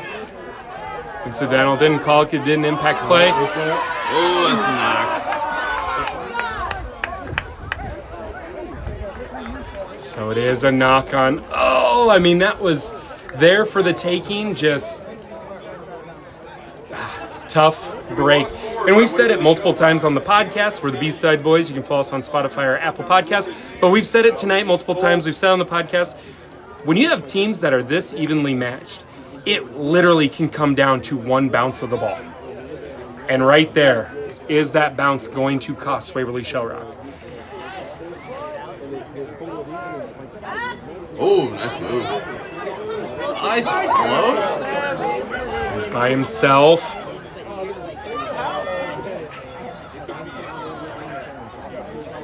Right down at the line. Try awarded, Southeast Polk. Big reach over there. That's going to be a try score for Southeast Polk. Big conversion kick coming here, 24-12 currently. So again, this is for third place.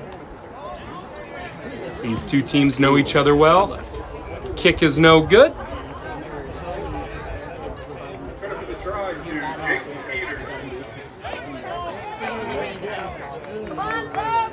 All right, so about 20 seconds to go on our clock. Again, center referee Andrew Ridgway has the official time. Deep kick by Southeast Polk, forcing Waverly to go the length of the field. And with a two-try advantage, they want to have them eat up as much time as possible.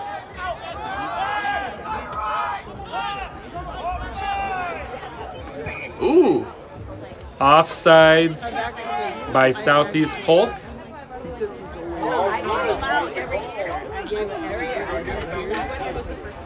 So, unless something crazy happens here, Waverly's got to score, and then somehow they got to have a penalty so that they're able to kick off again. Looks like Southeast Polk is going to end up in third place, Waverly Shell Rock fourth. Again, sevens is crazy. They're going to fight to the very end. Oh, nice. Nick. He had the right bounce look too and everything.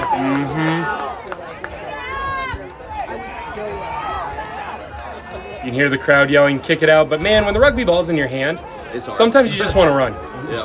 Like, I mean, I get it. Out.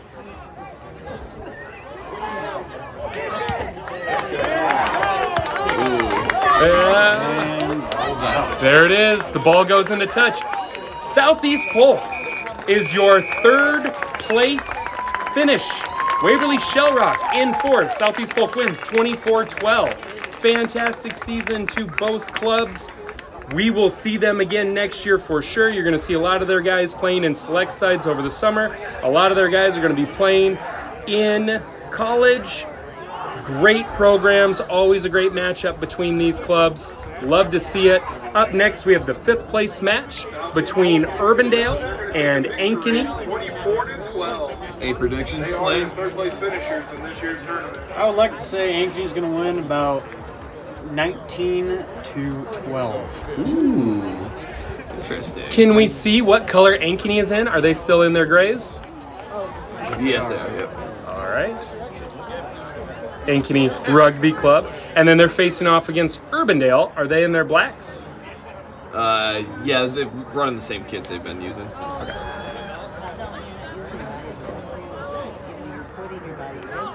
So again, we are joined by Lane Prusner, former Ankeny rugby player, Iowa Central, Arkansas State, Denver Barbarians. Anywhere else you played? Just for Des Moines Rugby Club. But outside that, yeah, I've been all over, really. Down in the south, out west, played rugby all over the U.S. Oh, yeah, that rhymed. You? Oh, hey. Who do you think the best high school player you've played with or against is? Like, when you were playing? It's a tough one. I'd have to look back. This is a long time ago for me now. Of course, there's always been Southeast Polk. Back when I was playing, Southeast Polk was going through their dynasty stage. I think, and I was lucky enough to be part of those 2 state championships where they won, and I got runner-up. Well, but some really good matches. A lot of great players came out of Southeast Polk. I know Southeast Polk had Dion Micasel. I don't know if you guys know that. Oh, yeah. Yeah, he's good. He's probably, if I had to go through all the Iowa rugby players, the most probably talented rugby player to come out of Iowa. Playing for the Eagles and playing in France. Yep. Guys played all over. That's a good answer. What about outside of Iowa? Once you left Iowa, who are some of the big names you've played with and played against? Because again, Arkansas State is a very prestigious program. The Denver Barbarians is a prestigious program. Iowa Central, the upstart, you know, sending guys all over the place. Cool to see guys, you know, they're at Fort Dodge for 2 years and then they go on to massive programs. A couple of guys made it into the MLR draft. Really cool stuff to see. Yeah, so some of the big names I played with, Iowa Central, one of my teammates, Elijah Hayes. Yeah. He's a great prop. He's playing out in Utah Warriors and for the MLR. Denver Barbarians, I learned a lot of sevens from Ben Pinkelman. Currently, I think he is the captain for the Eagles sevens team. That might be Kevin Smith. If not, I mean, he plays a major role for the last decade of USA sevens. Yep. Nice, Ari. But I mean, I could name probably 10 guys from Denver Barbarians that played in PR sevens. Just fantastic players. You ever hang out with Pisney? Oh yeah, I did. Yeah. Pisney. Yeah, he's a good dude. Yep. Oh, off his foot. So again, Ankeny in gray, Urbandale in black. This is for 5th place. Again, Ankeny got into this tournament as the 8th seed, so definitely playing higher than their seed currently, doing a great job. Urbandale, also, they came into the tournament seed. as the 7th seed. Yeah. Yes, the 7th seed, yeah. So both of these teams playing above their seed, playing for 5th place. Awesome to see, and that kind of speaks to the parity we've been talking about. Anybody can beat anybody. Yeah, there it is. There's that breakaway run. He's got a chaser.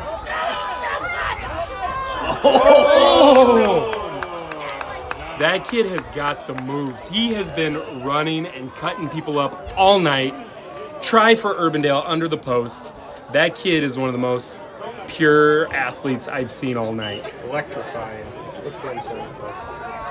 They kicked that already? Yeah. Was it good? Yeah. Thought I heard a whistle. Man, that was quick. That's the thing about this Urbandale team.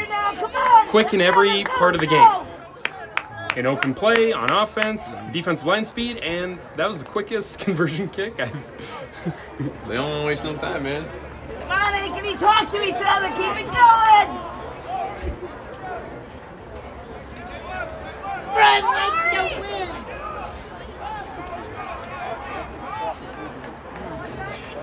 One more time. Ooh. Makes a guy miss, makes another guy miss. Good offload. There we go. You're good. You can be biased. That's your team. Super biased. You're fine. You're fine. That's your team.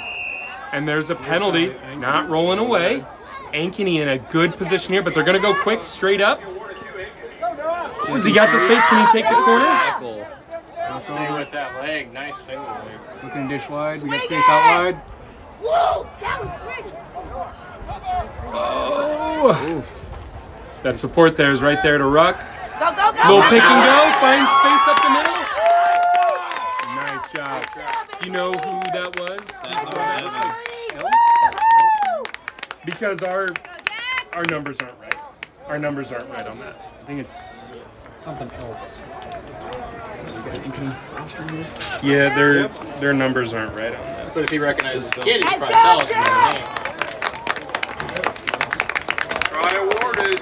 Conversion successful. 7-7 here in the fifth Got place. Ari Eltz with a try. Okay, Ankeny, dig deep now. The reason why I know that guy's name is because I help out with the wrestling team at Ankeny Centennial, and he's also a wrestler. There you go. Oh, yeah. Oh, we have a connection. Your former coach was Evan Johnson. EJ. EJ. Oh, I feel like he would have made a great rugby player. Yeah, I guess he's just too soft. He really is. Clip this. Chat, clip that. Send it to Clear Lake Wrestling.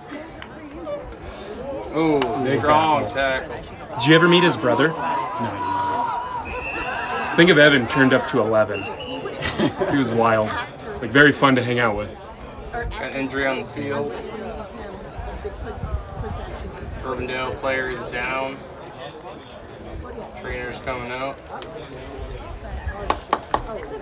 So again, we're gonna take a pause here. Referee has the time off to take care of this player. About 1:51 left to go. Evans, you can pick up his medal. All right. Is he gonna come up to the press box? I don't know. So if he does, we could interview him too. All-state selection. Get him off. Evan Swain from Valley. Looks like he's not with the good. Shoot, what? I missed that. Kid went down on tackle.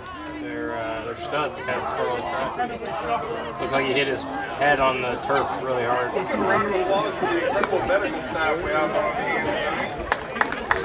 Also, all the Ankeny guys have their name. Yeah, that's what happens when your head coach runs BBP Sport, sponsor of tonight's live stream. Well, I'm saying I could just tell you their names the next time.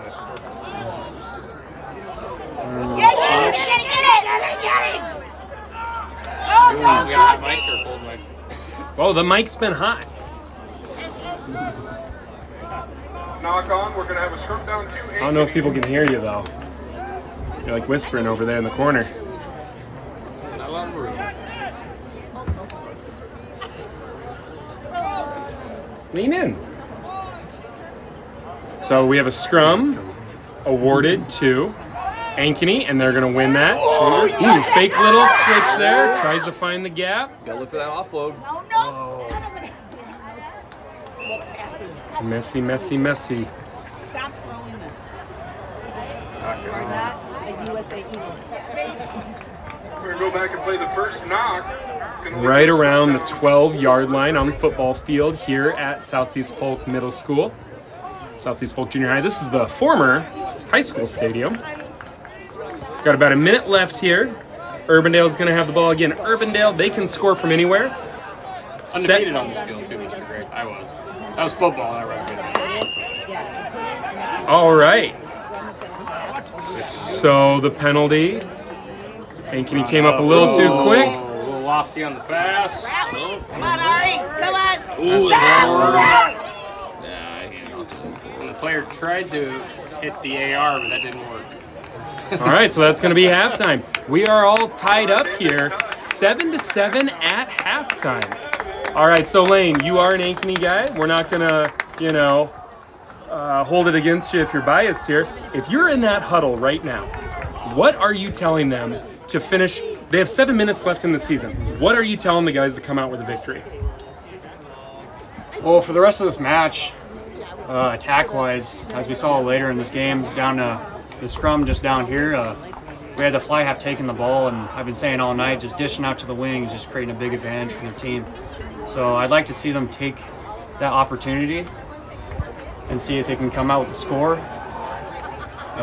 Lane, I appreciate how technical you are, but now we got to get emotional. You got to get them fired up. What are you saying to them to get them all? Like, you seem like the type of guy that you don't like get too overly hot or cold. Like, pretty calm, cool. Like, you don't really need the Ray Lewis hype speech, or if you can't get hyped for this moment, you probably shouldn't be playing. Yeah, exactly. I guess I've always been more of a actions guy rather than a words, but hopefully the coaches are just getting this team together, knowing that they might have came in here as the 8th seed, but they're here playing for the 5th place match, and they just need to, embrace the opportunity to take it to this Urbandale team and hopefully come out with a win. And then on the flip side for Urbandale, you know that those coaches over there, a lot of Wombats over there, Devin Fishback, Sam Hendricks, Joey Pychek is over there.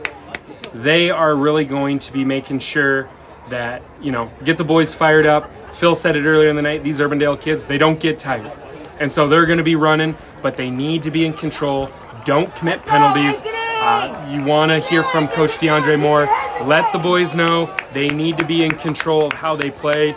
Cannot give the ball away on any easy, unforced errors.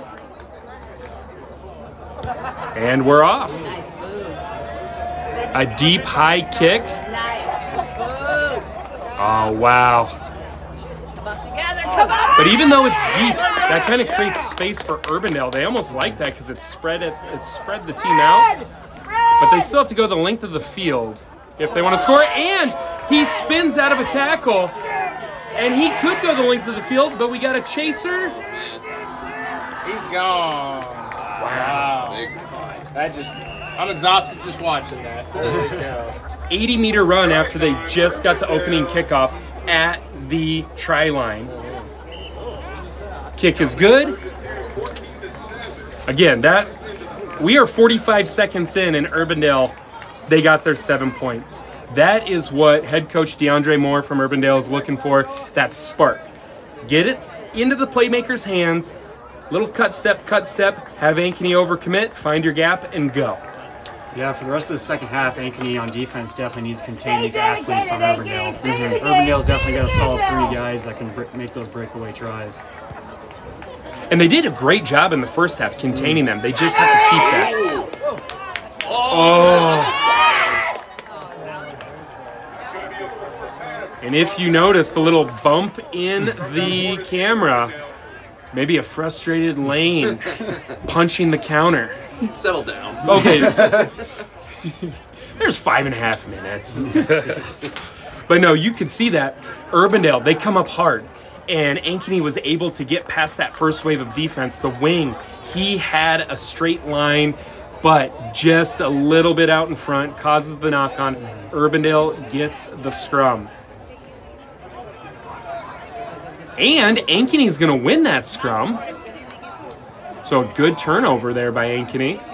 So let's see if they can settle it down here and play their style of game. Fast defensive line speed. Dude, they come up hard.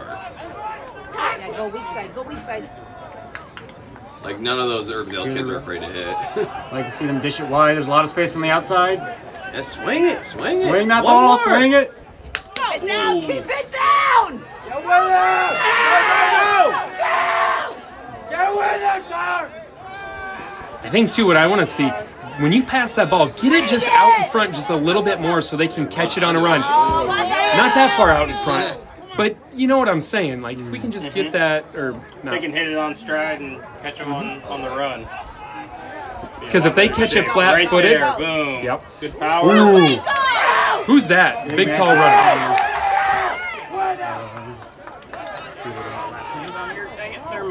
Yeah, they didn't give us last names. Hey, good gap. Cuts it back inside. Does he have the speed to finish? Where is his support?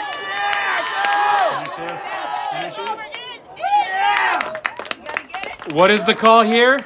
I don't think he got it. And the try is awarded. It's just the referee, Eric Frono, with the eyes on it.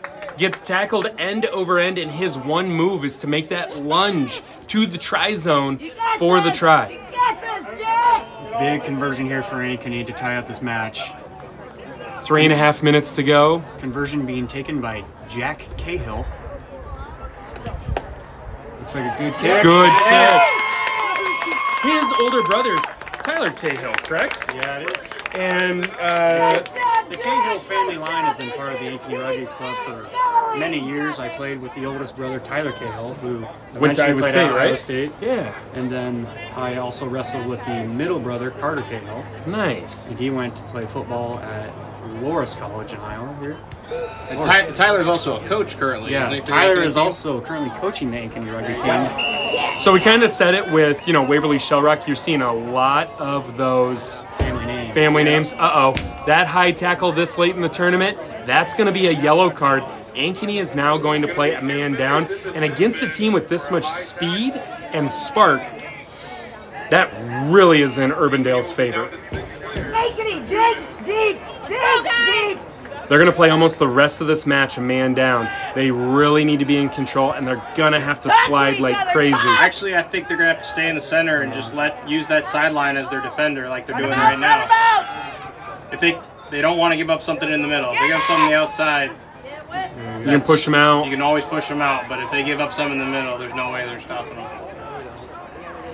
They got to get that ball back. Maybe missing these tackles. Yeah, they got to make every tackle and try to jackal that ball right back. Both teams are pretty bunched up, only using about 15, 20 meters. Yeah, fortunately for Ankeny, they're bunched. Being down a man, but Urbandale's not taking advantage of that yellow card right now. I think sometimes when you're on offense, you try to mimic the defense and you don't think about it enough. They really need to spread out, though. Yeah, those wings for Urbandale, you want to see them get wider. Use the space. That'll be your advantage. Big man's going to crash it up. Holy cow, that's a big boy. Hard running. I believe that is a sophomore or freshman, too. Amazing. We played Ball is this out. year. Yeah, I played him in a JV match. Yeah, playing on the ground. But is Jeff letting it go? Because, hey, didn't impede play. He got out of the way. And another big, hard run from the underclassmen. Little stutter step. Ankeny holds on. He breaks free. Another one. Oh, my goodness. Kid is a very, very good player tonight. He's having a great night. And like you said, up the middle. Up the middle. That's where you got to stop him. You can't give up that. You can force him to the outside, use that sideline as an extra defender. You can do it, Ankeny. You can be In Urbandale, all they need is a little sliver, and they can take it to the house. Kick is no good, so it is 19-14. Urbandale with the lead with about 30 seconds to go, and Ankeny is back to full strength. If Ankeny can score a try and get the conversion, they will be our 5th place finisher. If Urbandale can hang on, they will finish the season as the number 5 team in the state. So Urbandale is going to kick it high, and it goes into touch. Bounced out, so it'll be a line out for Ankeny. All right, time is winding down here. There was an injury earlier, so we could have anywhere between no time and about 45 seconds left. Again, our center referee has the official time. We're not linked up with them. Ankeny with the throw. They win the line out. Finding space. Great pass on the wing. Advantage to Ankeny. Tackle a little high there, got the advantage. Talk. Good Going cut back backside. in. Going backside, center it up. Center it up. And that's going to tie it up. It all comes down to the kick here for 5th place. Huge play, great determination. Wow. They just kept moving forward. There wasn't trying to get the ball out or going back. They were just moving straight downfield. Lane, you told him, go to the wing. Little give and go. Support. Found his space, broke a tackle. And it's good. Let's go! And Come on, Jack! Is our 5th place finish. Urbandale, great season, finishes 6th on the year. Ankeny wins it 21-19.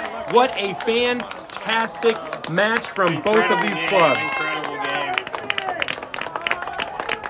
Hats off to both of these programs. They have played a great season.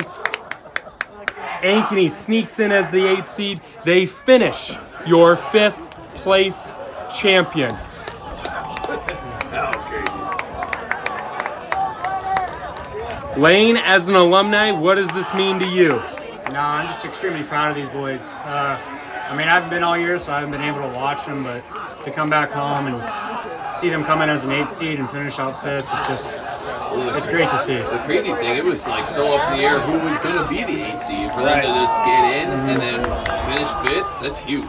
Depth of the league. Family members, spectators, and fans of all kinds. And now our main event. For all the marbles in Class 2A, we have #1 seed, Cedar Falls. Undefeated on the season. Their last loss was to Southeast Polk in the state championship last year. Against the #2 seed, Fort Dodge, with their only loss on the season to Cedar Falls in week 1. This is going to be a massive matchup. Thank you for joining us here. We are the B-Side Boys. This is the 2A State Championship, Iowa Youth Rugby Association, brought to you by BBP Sport. Justin Clark is in the middle for our referees. Looks like Andrew Ridgway is one of our ARs on the near side. And Jesus Ramirez. Jesus on the other side. Yes. All 3 UNI alum. All 3 referees have connections to the University of Northern Iowa. They graduated from there. Jesus Ramirez is the current head coach of the UNI men's rugby team in Cedar Falls. That's kind of cool. That is cool. So again, we will crown a brand new state champion this year. Cedar Falls has been knocking at the door for the last 4 years. Fort Dodge has also been knocking at the door. 2 fantastic programs. Both clubs have deep JV rosters where a lot of these kids have been playing now for 4 years. Great coaching on both sides. It all comes down to this. Let's get after it.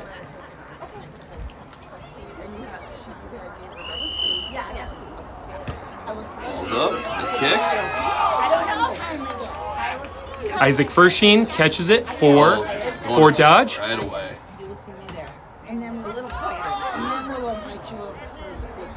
Gavin Peterson, big hard runner. It's going to be fun to watch him play 15 someday. Yes, sir. He's in. Question for you guys. Have you noticed? Not releasing by Fort Dodge. Yeah, so Cedar Falls gets the ball at the 20. Huge scoring opportunity here. And Cedar Falls strikes first. And that is number 17, Chase Gilbert. Another try on the night.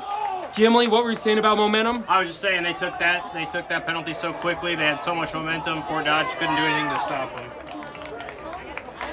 Unforced errors are going to be huge. Fort Dodge, they wanted to do something there. The kick is good. You know, it's hard. You see your support coming. You want to make sure that support is there. He just held on to it a little too long. Cedar Falls, they've been aggressive all night. They've been aggressive all season. They put that hands on the ball. You got to let go. Penalty, and they attack immediately. Oh, nice strike. Wow. Very similar to the last kickoff. Again, Cedar Falls comes up quick. So Fort Dodge trying to reset here. They've got Oh, come on. Swing it, swing it. kind of running his teammates out of space. Hard running from Fort Dodge, but again, No advantage game. Fort Dodge will have offsides by Cedar Falls. So that aggression can come back to bite you sometimes when you come up a little too quick.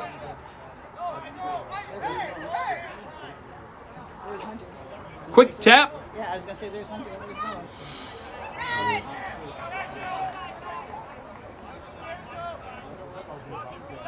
Going weak side here. Finding some space on the wing. Now they have the whole field to play with. Hard running up the middle. It's going to take a few defenders to get him down. Capitalize on this. Get the ball out. Skip. Just gets the corner, cuts back in.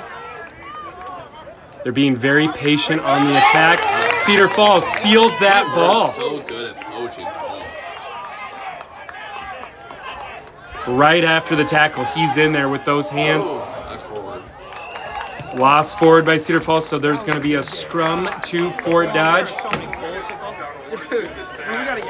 That transition from attack or from defense to attack that Cedar Falls has been displaying is very dangerous, and Fort Dodge needs to keep up with that. We're not giving them fucking yellow. Fuck Jeff. Goddamn Jeff. Question: have you guys noticed the Sirs wearing earpieces all night, or is this just right now? They're all mic'd up and talking to each other. So I haven't seen it, but I know that's something I saw Adam Falk here. That's something he likes to do to make sure in these important matches, to making sure the whole referee crew is on the same page. And instead of having to run up and talk to each other, they can just say it right there. Awesome to see. That's where we're at the level of play. They deserve it. Yes. Fort Dodge, good offload. They've got some numbers here. Bounces it outside.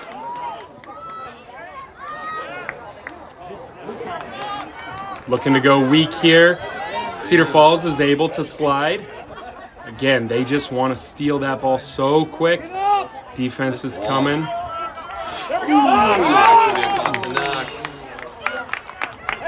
Cedar Falls coming up quick. They need to be careful, though. Looks like they're right on the edge of being offside. So that's just one man's opinion. Yeah, that pressure is forcing some bad passes. But again, Fort Dodge was having good pass, good pass, good pass, a little bit of pressure, and it forces that. You hear the footsteps, forces the knock-on.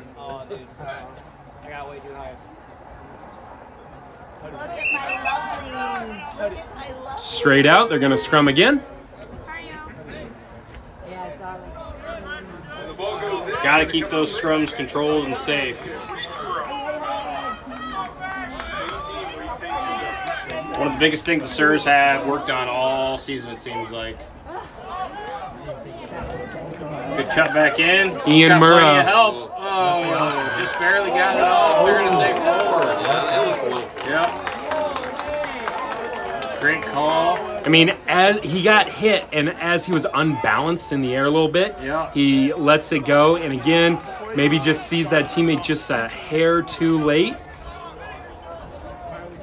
Center referee is the best eye on it, so we are back to a scrum. Fort Dodge. Minute and a half to go in this first half. 7-0. Cedar Falls is up in this Class 2A state championship match. Again, we will have a new champion. Cedar Falls steals it. Ian Murrah on the edge.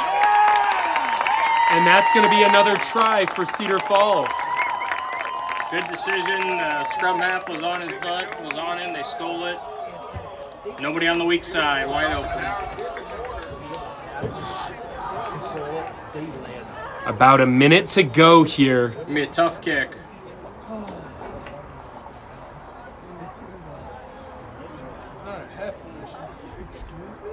And short version is no good.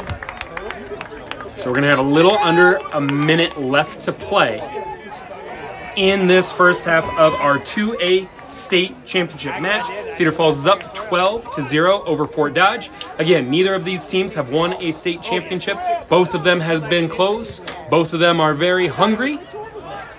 Ooh, backwards. And Cedar Falls so quick. Very quick. Their defense is just swarming. Oh, but a good pop here. Break the line by Fort Dodge.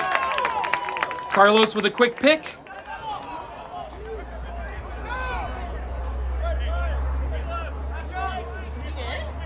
Ball's out, does not have support with him, way too far out. Ooh, can he get the corner? Cuts it back in, and he's got support with him. Is the support too far away? Nope, good job by Fort Dodge. Carlos going around weak, but Cedar Falls is there. Still got boys there. Good retaining of the Big ball. Hole. Great tackle.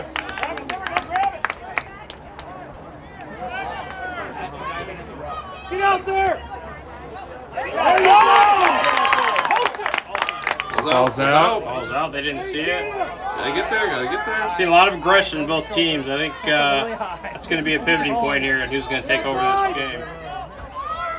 overreacts better to this anger. Fort Dodge is catching that ball and kind of side shuffling, kind of losing space, and then that ball goes forward. We have a bad collision on the field, 2 players down, 1 from each team. And that is going to take us into halftime here. So, 12-0. Our first half of action. Cedar Falls is up 12-0. We have 7 minutes left in the Iowa Youth Rugby Association boys spring season. So I just want to say real quickly, Cedar Falls, they're coming out hot. They're firing on all cylinders. Fort Dodge with an early mistake gave up a try because they had a short field. Big thing for Cedar Falls. I mean, I think they're doing all the things they want to do well. Fort Dodge, Phil, what do you want to see from them to get back into this? Man, it's really tough to say because CF is just, good. They're very good. Right. The one thing it'd just be nice to see, maybe try to slow it down a little bit. Play to their strengths. Yeah, play to their strengths. Maintain ball possession. Sometimes it feels like they're trying to get a little they're rushing things a little bit, and then that's when the mistakes happen. But also at the same time though, CF is very quick to go for a poach. They're good at jacking. So even though Fort Dodge is already really fast to the ruck, they got to be even faster.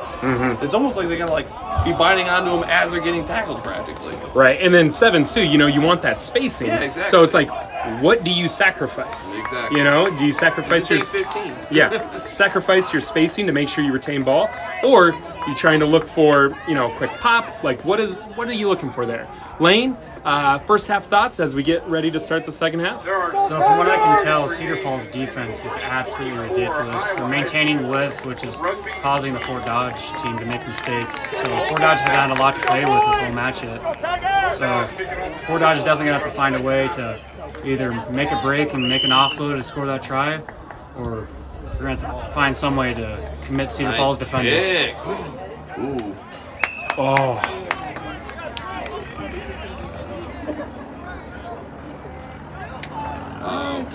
You can't have that many gaps. So Cedar Falls loves to go quick on their lineouts. Fort Dodge knew that. That's why you saw that player. There's no offside line on a quick throw. And there's the wing. And Fort Dodge contains him. First time we've seen him contained all night. But Cedar Falls keeps possession. And they're bouncing it back the other way. Big broken tackle there. Ian Murrah with the break. Can Fort Dodge catch him? And that's going to be another try for the scrum half, Ian Murrah, future Iowa Central Triton. Been playing Iowa Selects for a couple of years. He's having a great night of rugby. He's had a great past couple of seasons. We talked to him earlier on our podcast, the B-Side Boys. He said he's hungry. He said this team, when they lost that match last year in the final of the Southeast Polk, they knew what they wanted. They knew what it took. And you can see a level of focus and determination on these Cedar Falls boys. Yes. They are playing with a mission, He's one of the few kids who's had a rugby ball in his lap when he was in a car seat, Ryan. His dad was the famous head coach, UNI Women's Rugby, many national tournaments. Oh, that went backwards. Yeah, been around a rugby field. Second hand to him for years, second nature for years. Oh yeah, so excited to see him play next year for Iowa Central. I mean, he's playing at a great level right now. Fort Dodge, they need to make something happen on offense here. They just need to get aggressive. I feel like they're running a gear too low. They need to shift gears and just start playing a little more aggressive. They played a lot of controlled rugby all night, but there we go. They got to be on the attack all day. There we go. One more. Ah, that's all right. That's good. Where's his help? Back in. Out of bounds. Lost. So they can go quick even if there's 2 guys from the opposing team. They're letting it go. Yeah. It's tough.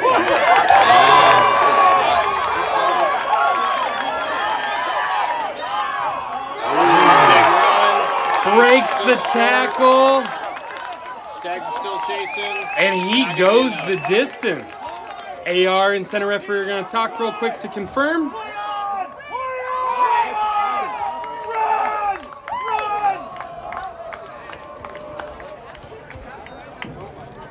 Try awarded. That's going to extend the lead to Cedar Falls 22-0.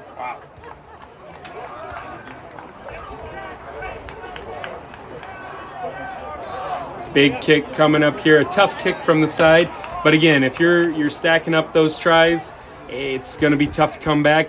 Good look here. Just short. Just short. Yeah, it's going to be hard to come back from this kind of momentum right now. You're making so many big plays and still controlling the ball every time you have it. Well, and when you say momentum for Cedar Falls, we're not just talking about this match. All season, all night, they've been playing at this level. I mean, from the first whistle tonight is when that momentum hit.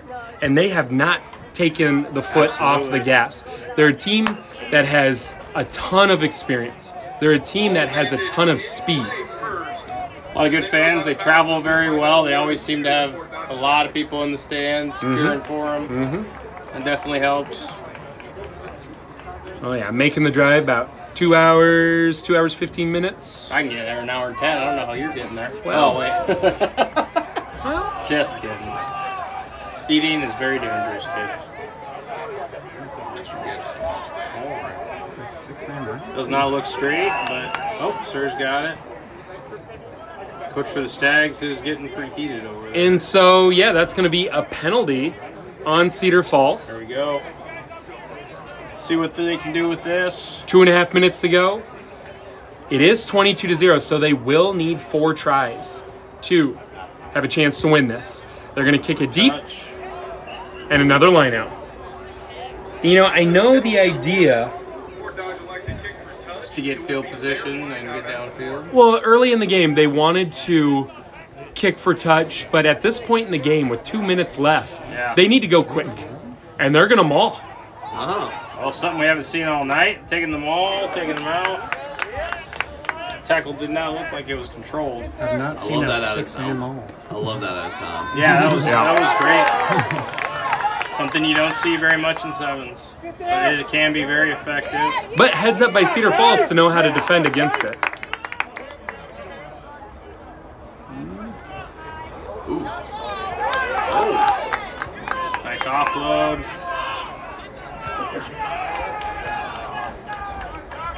Cedar Falls playing smothering defense. Another penalty. High tackle.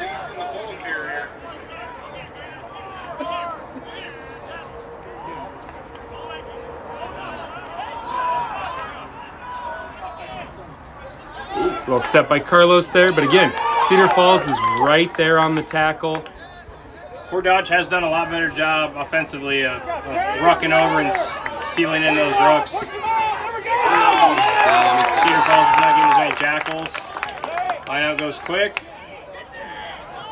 Looks like a knock-on advantage. And Cedar Falls is fast with those lineouts. Keep kicking the ball, Fort Dodge. Might be seeing a yellow card. A little commentary from the fans. No, there's some frustration there. I get it. State championship match. So a yellow card by number 2. When he was called for that, he slammed the ball or kicked it away. Because that impedes play and time is so important in sevens, that's a cardable offense. And also some sportsmanship there. But again, frustration is high because you're in the state championship game. Emotions are running high. Cedar Falls is up 22-0. And they are off and running. Time is going to be up here shortly, but they're still running. Like I said earlier, when that ball's in your hand, man, it's fun to just keep on running with it. Looks like Fort Dodge stole the ball. Penalty on Cedar Falls. Can't end on a penalty. So, hey, Fort Dodge, they're going to fight to the whistle. Taking a quick tap. Another penalty. On Fort Dodge this time. Rolling away or not releasing. And instead of kicking it into touch, they're going to play on. Offload. And number 12, can he take it the distance to put a cherry on top of this state championship match? And that's one way to end the match. Instead of kicking it into touch, you end your state championship season with a try And there was a great offload pass there at the end while getting tackled.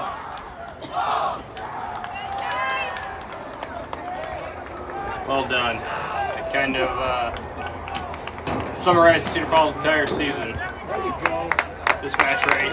Well executed rugby. Final score, Cedar Falls 29. Fort Dodge 0. Congratulations to Cedar Falls, your Class 2A state champion for the 2024 Iowa Youth Rugby Association boys spring season. Congratulations to Brent Piper and all of Cedar Falls. They've been building that program. They came up just short last year. They had a mission this year. They got the job done. A brand new state champion. It's going home to Cedar Falls. Congratulations to Fort Dodge on the runner-up finish. Obviously not how they wanted it to end. A great season for the Stags. Head coach Tom McClyman, assisted by Corey Peterman and Joe Lippert.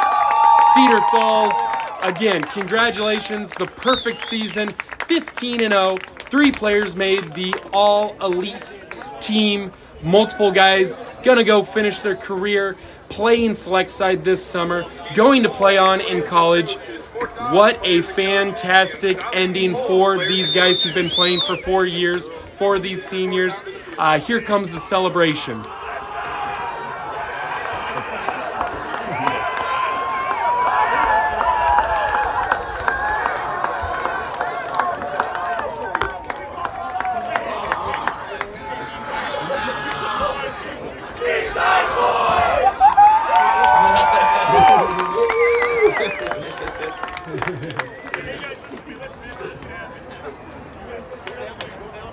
Greg, you missed it. They fucking yelled B-side, boys. Yeah, they chanted it, yeah.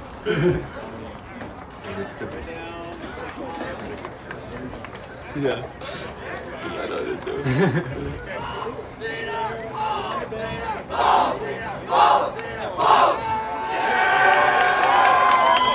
it. So again, congratulations to Cedar Falls Rugby.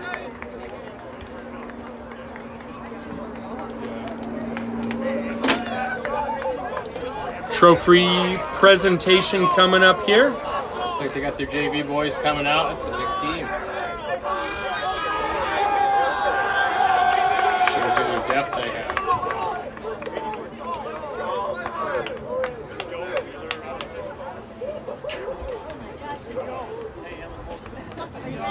Again, 12-0 on the regular season, 15-0 after this state championship. 3 elite all-state players, multiple guys going on to play in college, and then again, they return a massive amount of kids from their JV program. So many kids coming back. I mean, they have built a program that's going to be competing year after year. You got your Southeast Polk, you got your Waverly Shell Rock, and now you've got your Cedar Falls Tigers. Your third place team for the 2024 Iowa High School State. So now we have our trophy presentation. Third place, Southeast Polk Rams coming to accept their trophy. They came in as the 4 seed tonight and end up with a 3rd place finish with their victory over Waverly Shell Rock.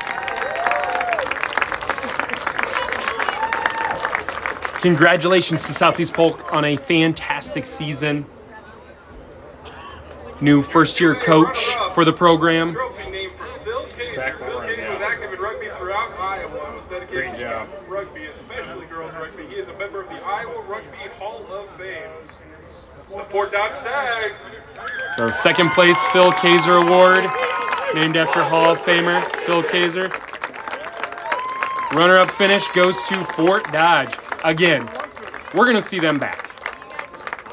You see head coach Tom McClyman, assistant Joe Lippert. Joe Lippert helps out at Iowa Central. Assistant coach Corey Peterman. The community up in Fort Dodge loves the Stags. They love rugby. We're going to see them back. You don't build a program like that without community support. A lot of good people. They will be back. 2 UNI coaches in that Fort Dodge team right there. Good job, yep. Oddly enough, one of the few places teams without a UNI connection, Cedar Falls, right? Yeah. And there it is. There they go. Congratulations. Enjoy it, Cedar Falls. Cedar Falls Tigers.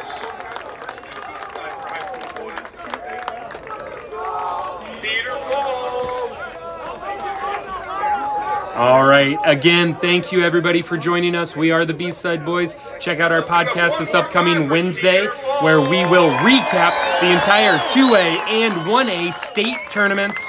We will have all sorts of recaps. We'll talk about Iowa Selects. We'll talk about what's coming up in the summer.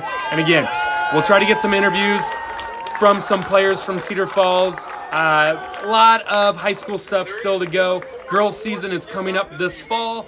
A lot to happen. So again, we are the B-Side Boys. This has been brought to you by BBP Rugby. This is an Iowa Youth Rugby Association broadcast. Ian Murrah was just named our tournament MVP. Congratulations to senior Ian Murrah on a fantastic tournament, a fantastic season. MVP, MVP, MVP. He deserves it. Very well done. Fantastic season, fantastic Cheers, boys. kid. Great job. Thank you, crowd. Thank you, audience. Thanks for joining us. And yeah, again, check out the podcast, Spotify or Apple. We'll be there. Thanks, everybody. for Ryan Gray, Great season. I'm Gimli. Have a great night, everyone. You can go if you want. I don't know why you're always